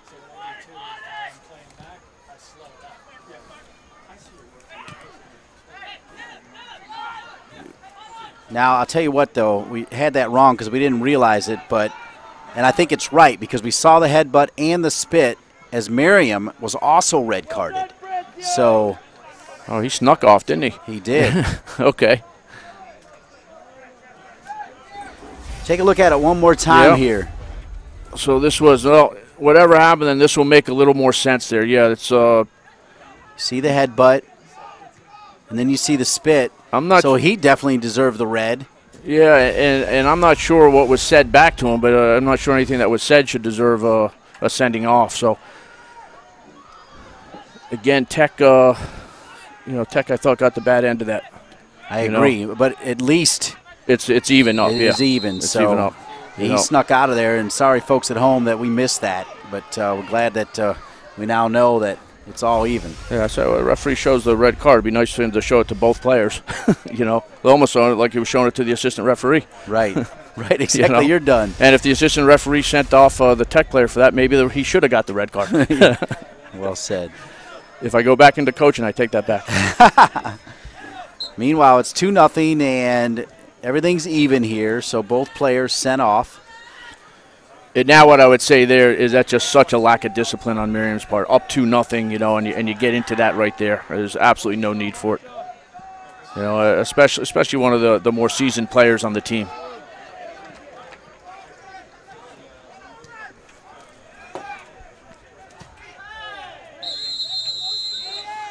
So Miriam will miss their game against St. Francis of PA coming up this Sunday. Another yellow card issued here. As it looks like it'll go to Ian Grubb. Ian Grubb, the freshman from Florida.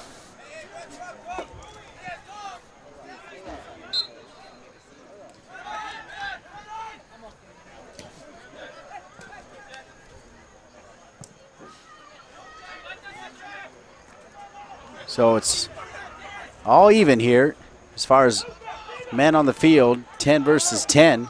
Essam, great cross.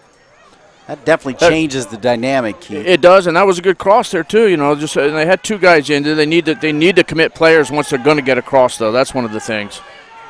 You don't need to have 4 guys, 5, 6 guys back by midfield. Bevan with a great drop to Kane. Piacic on the left side. Piacic back with his right foot. Trying to sneak a third by Lungard.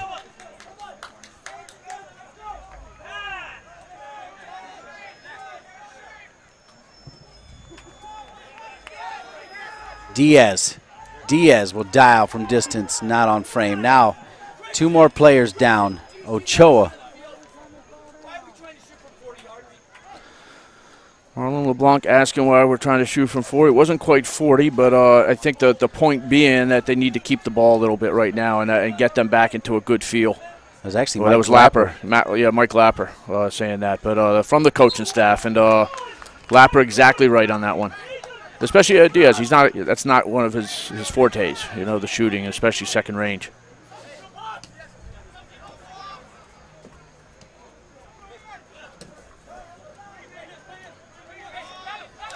Hokies starting to settle down here in the second half.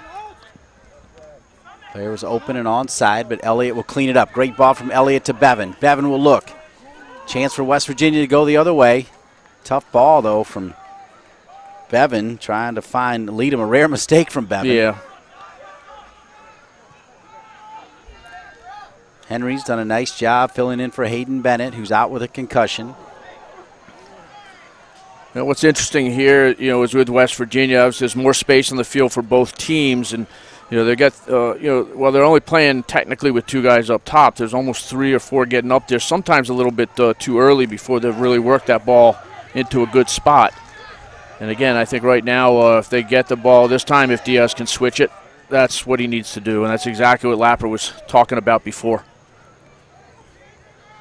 And if Mike Lapper tells you something, a guy who's played for our national team, I'd probably listen to him.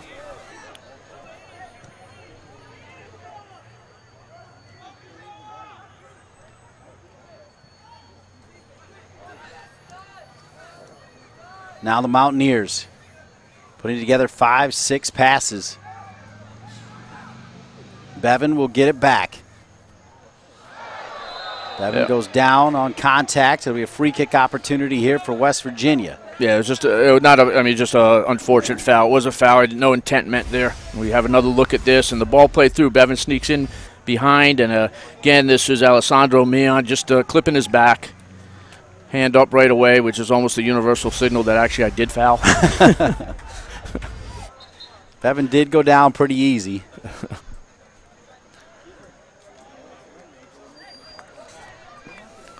All right, Keith, set the table for tomorrow, Maryland, UMBC. Oh, I'll tell you what, you don't get too many games with that sort of billing this early in the season. UMBC off to just picked up where they left off, basically. They may be missing the goal scoring of Pete Caringi the third, but they certainly don't miss goal scoring overall. And they have them at number 11 in the country, and number 10 in the country is Maryland.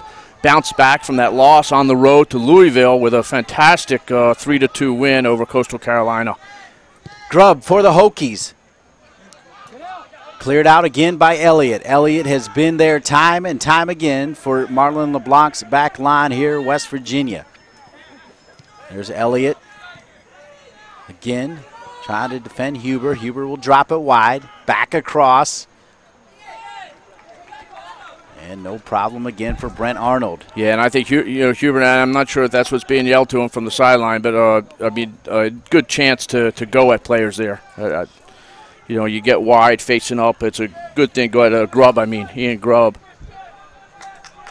Yeah, kind of almost facing away from goal, doing that cross and just laying it up for the keeper. You talk about tomorrow night's game, Dean, and it's not only the 2 teams that are going to be there bringing it all. It's going to be the fans at Maryland and Ludwig Field. I got to imagine a Friday night, a beautiful night it's going to be. He's going to have 7,000 or so there. Piacic starting to kill a little bit of time. Essam with the push, and Essam will get the yellow.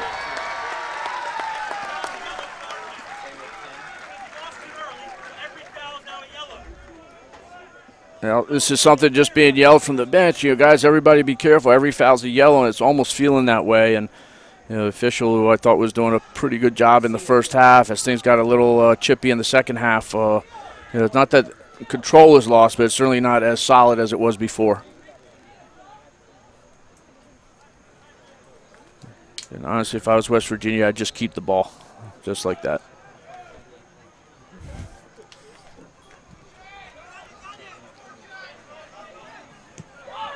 Ooh, Elliott sends it back. Boy, you don't see that every day. Are you kidding me?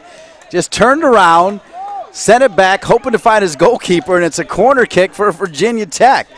Well, all I can tell you is that, you set up the goal to the side for warm-up, before the game. I don't know, maybe we reverted back to that, but it's an extremely unusual mistake for Jack Elliott. It's just one of the better players that I've seen in the back this year, towards the end of last year as well.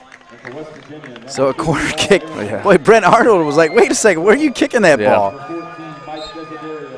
He turned around and popped it with some pace. Yeah, he did. Skimmed a little bit on this beautiful surface here at Dick DeLesque Soccer Stadium. Oh, and here's a header from John. You like John in the first half, and he's in. He makes an impact right away in the second. Yeah, exactly. I think he's a very dangerous player. Boy, the guy can score goals. Leading scorer in Trinidad last year in the high school, in the entire country.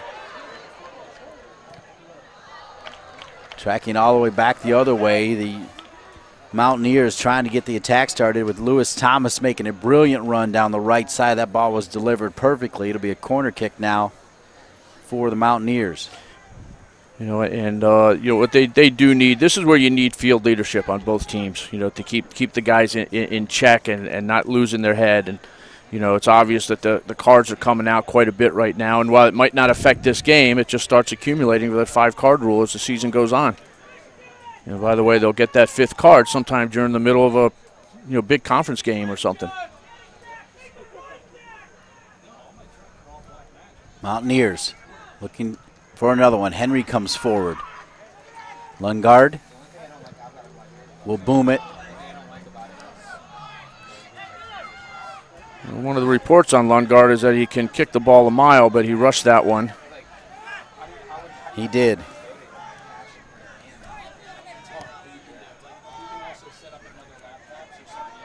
Paul Aaronworth, number 2, is into the game now.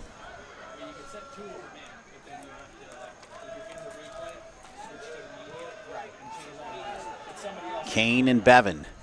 Get used to hearing that combination along with Merriam. Extremely impressed with those 3. Of course, Merriam will have to miss the next game, though, Keith. Merriam's out. Their game versus St. Francis of PA this weekend. Here comes Bevan. Bevan continuing to delight the fans. Another unselfish play. Desiderio could have shot. He passed it instead.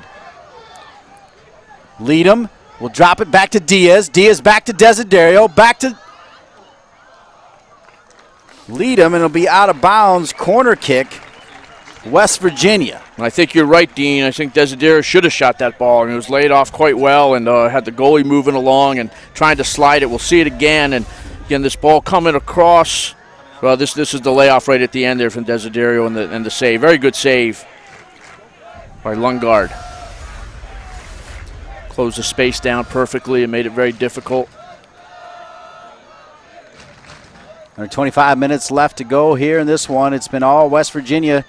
Well, at least on the scoreline, it's not really been all West Virginia, as we heard from Marlon LeBlanc. Virginia Tech can take a lot from what they've shown so far, and they could still, there's plenty of time for the Hokies. There's time right there, and that again was misplayed by Elliott. I mean, I don't know if he thought it was going to get deflected, but it ends up going right to his foot. That was a great chance missed. Putting that ball right back across. Number 23, Forrest White, and number 21, Jonathan Cruikshank. And I think early season game fitness issues are going to come into play here as well. Youth clubs and players want to be noticed by the top college programs, and the NSCAA can help. Through its partnership with Elite Tournaments, the NSCAA College Showcase connects you with college coaches so you can show off your talents. Clubs, players, and college coaches can find more information at nscaa.com/events. Huber.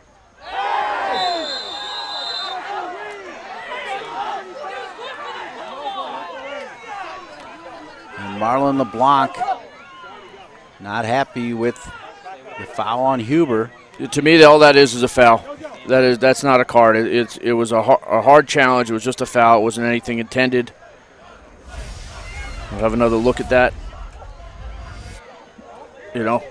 Just wasn't that bad. Yeah, nothing to get upset about. You can't get upset about that one, And the problem is, you get upset about that, you got to be careful how it translates onto the field to your players. Yeah, a couple guys out there with cards, and you don't want to miss them either.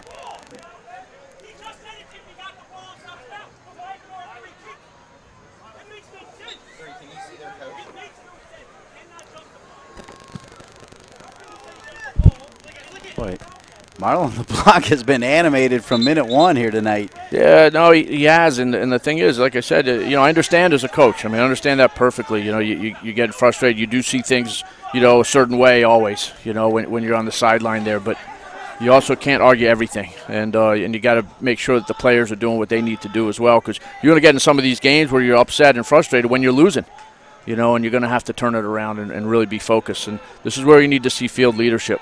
What we do see right now is them playing with just one up top, that one being quite a good one with Andy Bevan.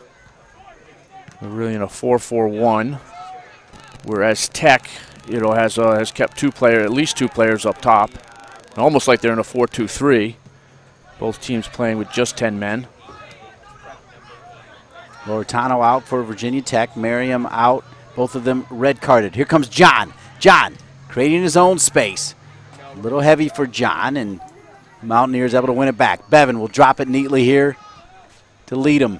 Now Bevan again. So hard to take the ball away from Bevan. Bevan. And he is fouled. It'll be a free kick opportunity again for West Virginia. Yeah, and I think it probably was a little foul. He made a lot more out of it than it was, though. I think Bevan was starting to go a little bit before he was touched. But you're saying, you know, the touch he has, he's one of these players, every time the defender, it looks like the defender's going to touch it away, and Bevan's able to get a hold of it. Dangerous free kick. And that was a shot from Bevan, trying to get finally a goal of his own.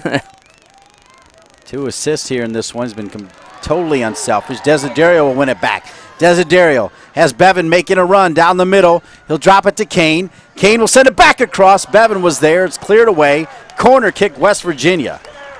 Yeah, and almost got through to Bevan, and good positioning, defending to be able to get that ball out of there by Huber. And see, look how tired he is right now. I think he's been in the whole game as well. It is a hot and humid evening here in Morgantown.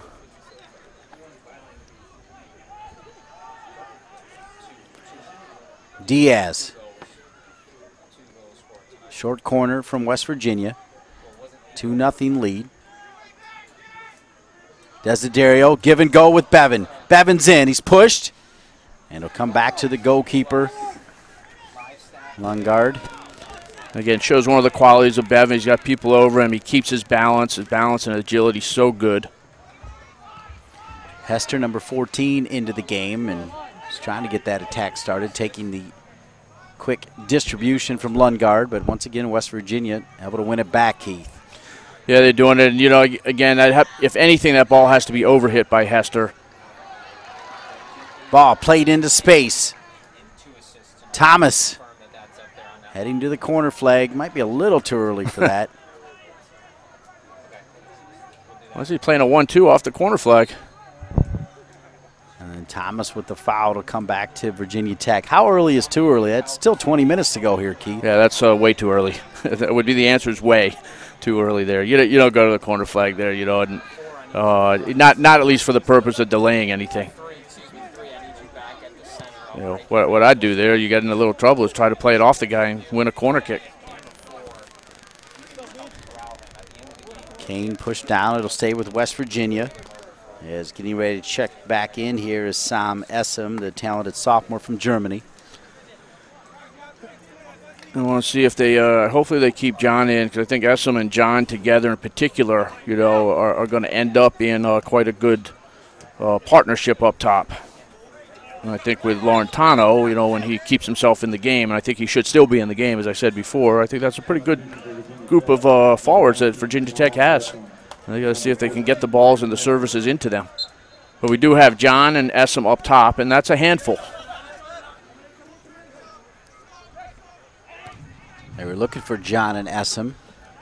Desiderio will flick it for a second. One back by the Hokies, and now Huber's dropped back again to that right back spot.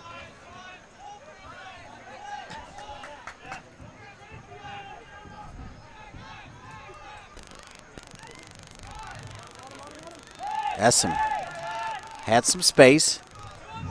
Huber will take the overlapping run. Huber's open. Instead, it gets sent in. Huber might have been a better option. Yeah, that ball sent in by Merlin Baus, the freshman from Germany, and he's going to be a key player if the Tech's going to have any sort of success this year. Now Huber near the end line, trying to earn a corner kick. He does. Corner kick, Hokies. We'll see what happens here with Baus. I say he's going to be a key player, and it looks like West Virginia may have fallen asleep a little bit defensively. They get a short corner. Back across. Elliott's there. Desiderio lays down the hammer, and now Henry will clean it up. One thing about those crosses coming in for the Hokies, there's got to be one rule. If there's only one rule, it's got to be you avoid Elliott with the cross, because he's going to get his head on those.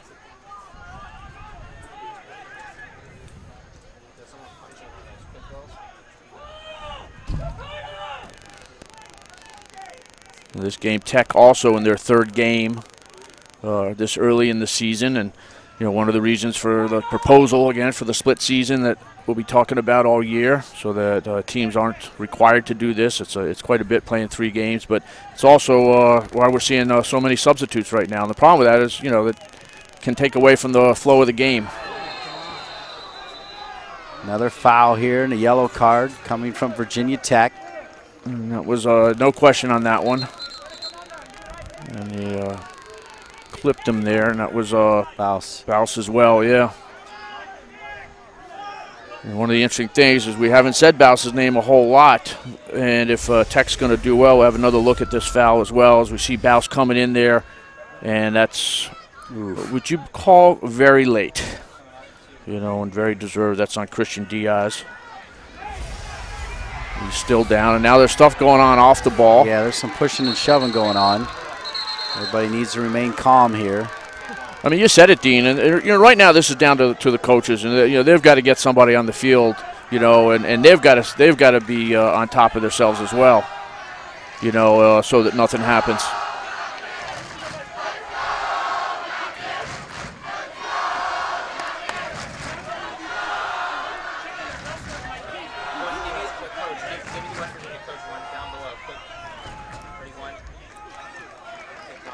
The West Virginia coach, Marlon LeBlanc, had just been pulled back to the sideline. He was out 10 yards or so. Don't know what he's wanted to go out to try to say, I'm allowed to go out if there's a fight or something, but there wasn't any fight. But if his purpose there is to try to settle his team down, that's right. All right, if it's his frustration coming out, Marlon and the rest of the team and Virginia Tech, as you said, they just have to settle down. Diaz working his way over. And Diaz coming off, hopefully that is not going to be anything significant, because when West Virginia gets playing against, the best teams in the country, Diaz is going to be a critical player for them in connecting and bringing everyone into the game. West Virginia will face St. Francis and then UC Irvine. They'll go on the road to take on Elon and High Point and James Madison. Home game against Niagara. Away against New Mexico. Duquesne at home, and then at Northern Illinois, at Akron. At a game that we'll have here on NSCAA-TV at Penn State. Marlon LeBlanc's alma mater. Penn State looks very good this year. Yeah, Bob Worm's got them rolling, actually, and quite a good team. We'll see them on the air as well, but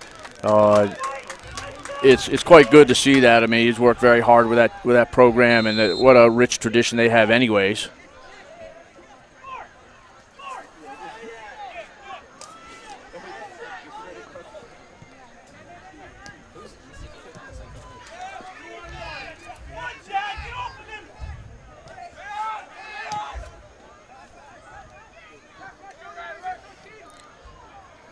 High pressure here from West Virginia.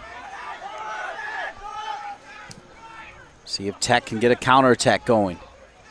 Nice touch from Kirsch. Back across. Essam a little heavy. Boy, great touch by Kirsch to take that pass down the right side. Yeah, he did well in getting the ball across there. And again, John and Essam trying to make something happen, but you've said it a couple times, Dean, the touches have been a bit heavy when they needed to be really tight in the middle of defenders. Conroy now to Huber. Huber has John in front of him. John wanted it, but he wasn't open. Kirsch taken down by Leadham. Foul on Leadham. Free kick now for Virginia Tech. And that's a good call. Leadham had his jersey before he went down as well.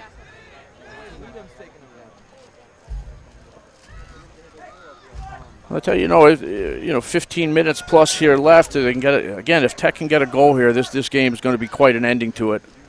And I'd say if they get a goal, not only quite an ending, it might not be the last cards we see either, as the intensity will pick up even more. Big hole in that near post area if they can get a run in there. Kirsch with the free kick. Couldn't get it over Leadham. That's frustrating because I was going for that area there, and would have been one player running in there one-on-one with his defender. Henry. Great header to Bevan. Bevan has Arslan. Bevan. Boy, you cannot dive in on Bevan. He'll shoot it. Bevan, are you kidding me? With a goal, and it's 3-0 Mountaineers. Bevan, 2 assists and a goal. 2 assists and a goal, Dean, and it comes from a restart at the other end that didn't get over the defender. The killer restarts, and off they go, and everyone's thinking, who's Bevan going to pass this ball to? But he keeps going. As you watch him go down here, too, he doesn't have breakaway speed, but he has tremendous quickness on these cuts, and all of a sudden there, and the keeper, hey, you know what? Keeper might have been able to do a little better with that coming from that angle because, he could have kept stepping as the defender pushed him out wide, pushed Bevan out wide, but he is proven up to the billing that we had in the beginning of the game. He matches the hype for sure. Andy Bevan, look at it, was Bevan right there that got the little touch. He's looking for more. 3-0 Mountaineers. 3-0 Mountaineers, and if I was West Virginia, well, I'm not going to, think that the game's over. If I had anybody with yellow cards, I might be bringing them out of the game right now.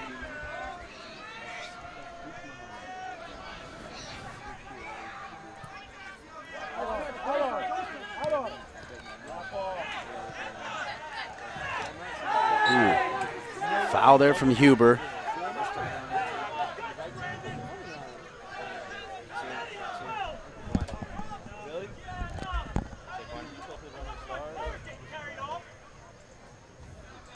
And Marlon LeBlanc continues to be giving it to the official, is how really we would say does. it. Yes.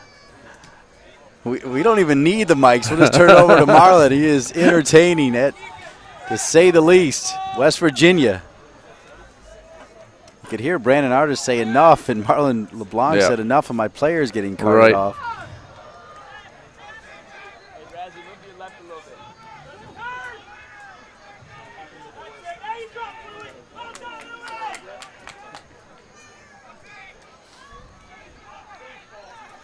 Both teams looking to go to their bench. James Compton, redshirt freshman from Apex, North Carolina, getting ready to check into the game. Apex, so the home of our producer Kyle Lang. Yeah, Compton, like you said, the freshman played for North Carolina Alliance, coached by a quality coach and a quality player in his day, DeJuan Bader. DeJuan, the assistant coach for the Carolina Railhawks, and he's won a couple U23 titles. The Railhawks. Aaronworth. Leadham. Now Arslan. Arslan looks like they knew he wanted to go right. Yeah, exactly. I think if he's shown left that much, he's going to have to try it. Leadham with a shot. Couldn't quite get enough on that to make it dangerous, especially for a goalkeeper as big as Ben Lundgaard, 6'5".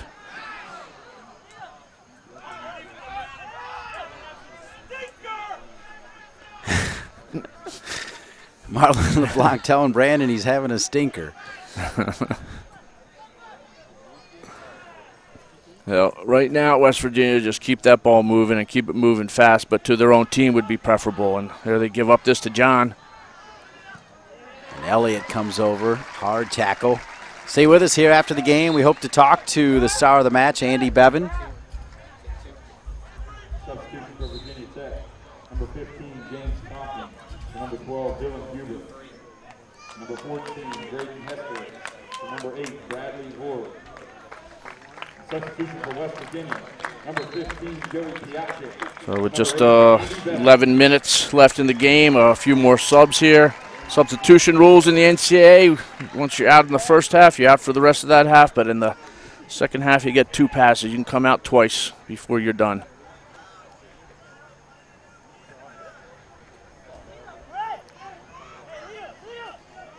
West Virginia started out of the back.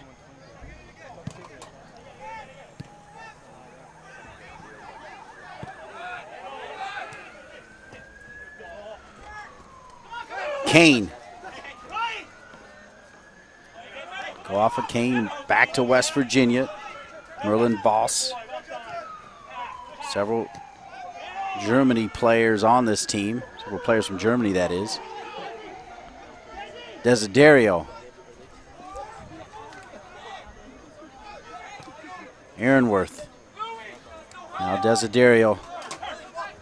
Under 10 minutes left here in this one. 3-0 West Virginia. Very comfortable and feel like the air has been left out of the Hokies balloon here. Yep, absolutely. You know, that goal did it in when Bevan went down to make it 3-0. And again, right after Virginia Tech had another really good opportunity to get a good ball in on a restart. And so one of the most deflating things on restarts is hitting the first defender. When you do it there, it can lead to what happened, a counterattack. Thomas drops it to Piacic. Desiderio.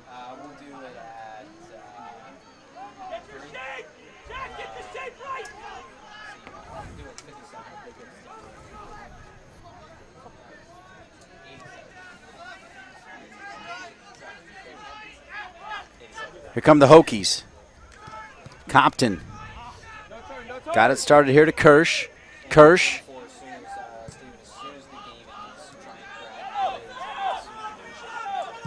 Take a shot from distance. Mouse.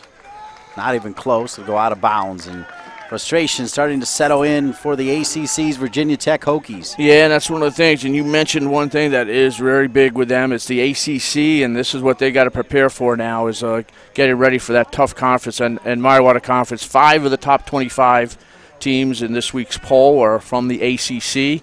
Of course, the addition of Notre Dame and Louisville, it just makes it an unreal conference.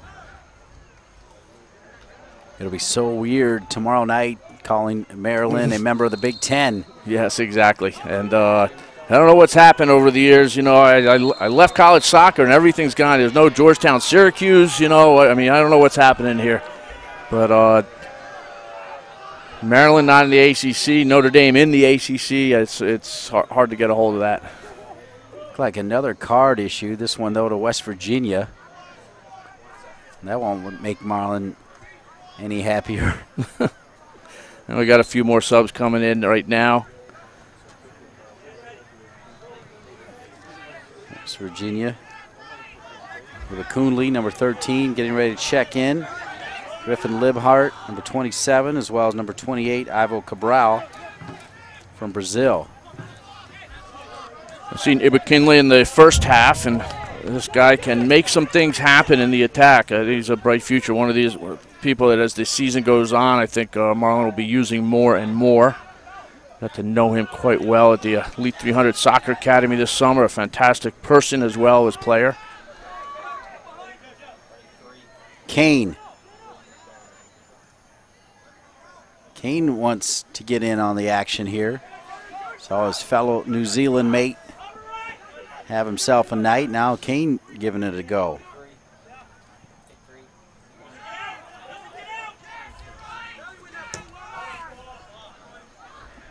Even up 3-0, you can hear Marlon LeBlanc say it doesn't get out. But it's right though, because you got to keep in the good habits and the right things, you know, and you know that's what he needs to do is focus on what his team's doing, you know, right now, and trying to do it right to the end. You play every game, no matter what the score is, right to the end. Thanks for watching NSCAA-TV as West Virginia on top of Virginia Tech 3-0. John just outside the 18, and there's Henry. And Marlon's got to be happy with the job Henry has done filling in for Hayden Bennett. Yeah, absolutely, because it's gone against tough players. And, you know, both, you know, John, who's in right now, and Asham have been very difficult players for him, and they've been basically his man most of the time. So these subs are waiting quite a while to get in. I'm surprised Bevan's coming back in here. Yeah. And maybe it's just to try to settle the team down or something like that, but or it could be because of this player down. Yeah, cramping up is Piacic. Yeah, Joey Piacic from Missouri.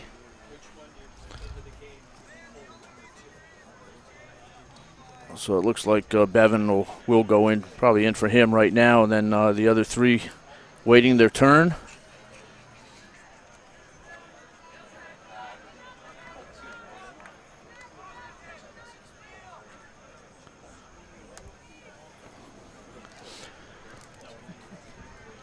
And Dean, just 6 minutes left in this game.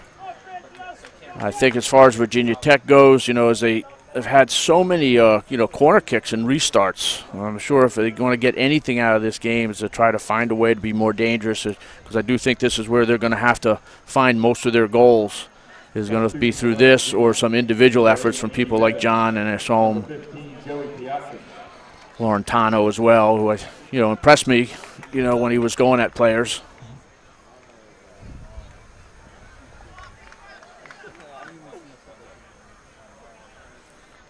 Marlon LeBlanc will give Piacic a quick hand.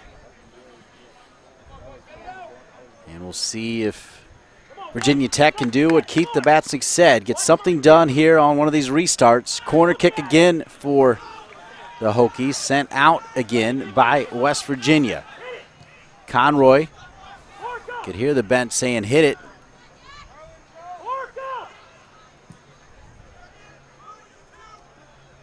And it was, yeah, now I was going to say sent out again by the first defender, that last corner kick, Dean. And it really wasn't that bad a corner. The first runner for Tech has to keep going and get in front of that first defender because he was pretty deep. It wasn't that bad a corner.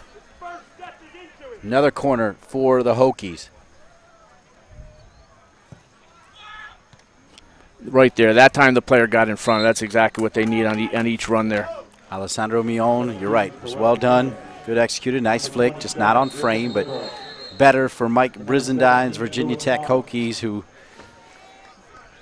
got to feel good about the first 25 minutes, especially the first 10. Remember, I went to you about 10 minutes in. Yeah, exactly. You do feel good about that. But, you know, again, you know, they're probably going to be a team against some of the better teams that they won't get as many quality chances, so they've got to capitalize when they do. They can still win those games. You know, they capitalize on one or two chances in that first 15, 20 minutes, and you know, you got a whole different scenario than what happened. You know, they give up that one goal, and it was 37 seconds later. You know, goal number 2, all of a sudden they're down 2-0, chasing the game.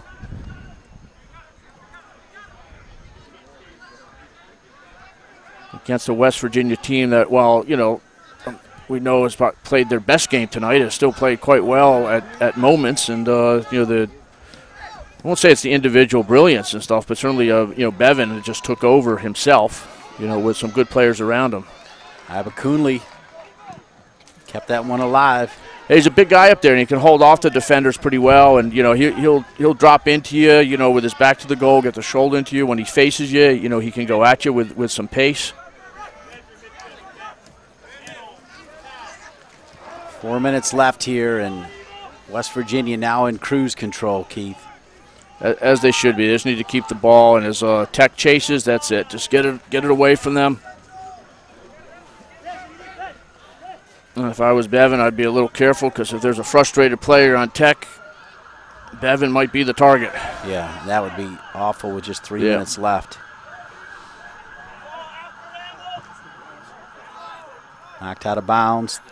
Throw in back to West Virginia, so Marlon LeBlanc here at Dick DeLesque Soccer Stadium. Another victory now in his 9th season here at West Virginia. 9th season. He's been in 4 NCAA tournaments. When West Virginia was in the Big East Conference, they won 1 regular season title right when he took over. And they are most certainly, I can predict, going to be better than their 7-7-5 season a year ago. This is a good team, and a team that has the depth to make a good run.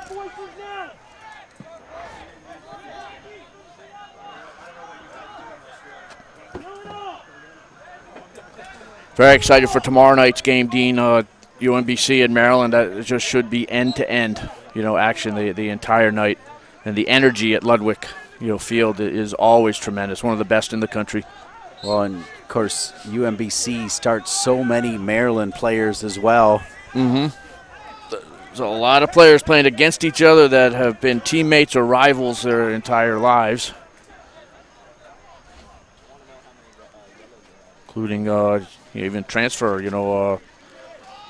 Marquez for UMBC, who transferred there from Maryland, and now their center back. Partners with Omar Ballo in the back there. They're one of the best partnerships in the center back in the country.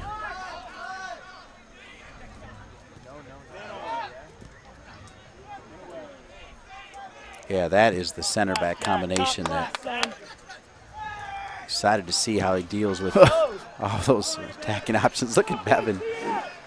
Well, there's 2 things there, Dean. One, maybe you get a goal of a career, or 2, you've put the ball far away and can kill some time. But he actually laughed right after he hit that. He knows he probably should have kept possession and killed the clock, but absolutely. Corner kick now, Virginia Tech. I don't know how many corners they've had, but it has been a ton of them. They had 5 in the first half. Played that quickly. Henry heads it out. Well, it's never a good thing where you have a corner kick and 10 seconds later it's back with your own goalkeeper. Bevan is pushing it, and Marlon LeBlanc is coaching here the final 50 seconds. Bevan with the goalkeeper out, as Marlon LeBlanc was looking for 4. Yeah, he's looking for 4, and Bevan trying to hit it himself, and did have his teammate, Ivo Cabral, wide open on the other side. I have a feeling if that was a 1-goal game or tied, that ball would have been passed over. The Hokies is trying to sneak one in here in the final 20 seconds. They'll get a foul here. Desiderio with the foul. There's only 10 seconds left. Probably should stop the clock as they count it down. We should stop the clock. Look who the other team is. That's ridiculous. I don't care what the score is. That's wrong, Dean. That's absolutely wrong. And Brandon Artis. Hey, he just brought this on himself. He absolutely brought this on himself. They're blocking the kick there, and you need to stop the clock. Now the Hokies bench is coming out as well. Rather, the West Virginia bench. And game over or not, the benches need to stay. But absolutely incorrect by Artis there. He absolutely had to stop that clock right there. I don't care what the score is. It's almost like he just wanted to get it over. Only 10 seconds left. I think I saw him turn and look, and I think he was hoping it would just go through. He's not had the type of game I think he wanted for the thing to keep going.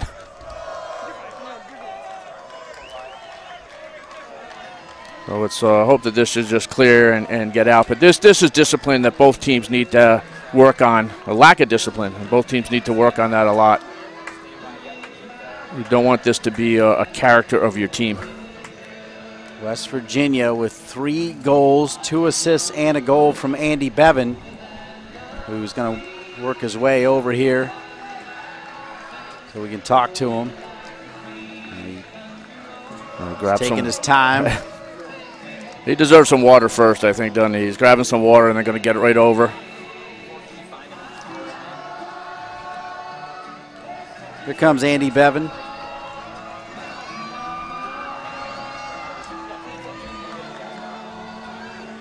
(3-0) your final score here. West Virginia knocks off Virginia Tech by a score of 3-0. And number 8, Andy Bevan, with a fantastic performance. Andy, 2 assists and a goal. How about the performance from you and the Mountaineers? Yeah, oh, it's a battle out there, but I think our added quality definitely allowed us to get 3 goals and keep that clean sheet. So hats off to the boys, and now we just have to move on to Sunday's game. What would you say would be your biggest, maybe disappointment, aside from trying to do the David Beckham goal, maybe your biggest disappointment in tonight? Honestly, I think we had more goals than us, and obviously losing Jamie Merriam to the red card, it's disappointment because he's been on fire so far, but they give someone else an opportunity on Sunday to put their hand up, and you know, as you saw tonight, the squad's got lots of depth, and I'm sure it's not going to make too much of a difference. So yeah, all in all, really good performance from the boys. We're taking a look now here at your third goal. I mean, the third goal of the game and your first goal with the 2 assists.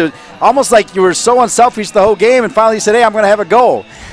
Yeah, I mean, unselfishness is, you know, it's part of my game, and you know, it's always a team performance. And you know, as the captain, I have to lead from the front and be unselfish, and you know, teach the younger boys, and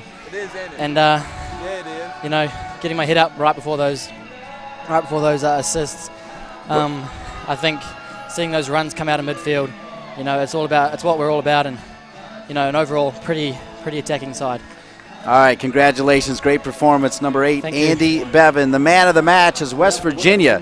Knocks off Virginia Tech by a score of 3-0. An impressive performance. He put on a clinic, and speaking of clinics, don't forget about the 2015 NSCAA convention. Be a lot of fun in Philadelphia. Look forward to it every single year, and again, we say this, if you've been going, we know you're going back. If you haven't gone, make this your first year. It'll be your first of many. I want to thank Rob Kehoe, the Director of College Services for the NSCAA, for stopping by.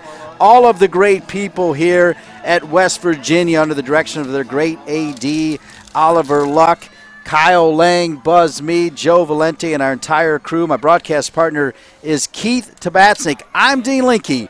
Your final score, once again, from Morgantown, West Virginia, is the West Virginia Mountaineers 3, the Virginia Tech Hokies 0, and you saw it all right here on NSCAA-TV.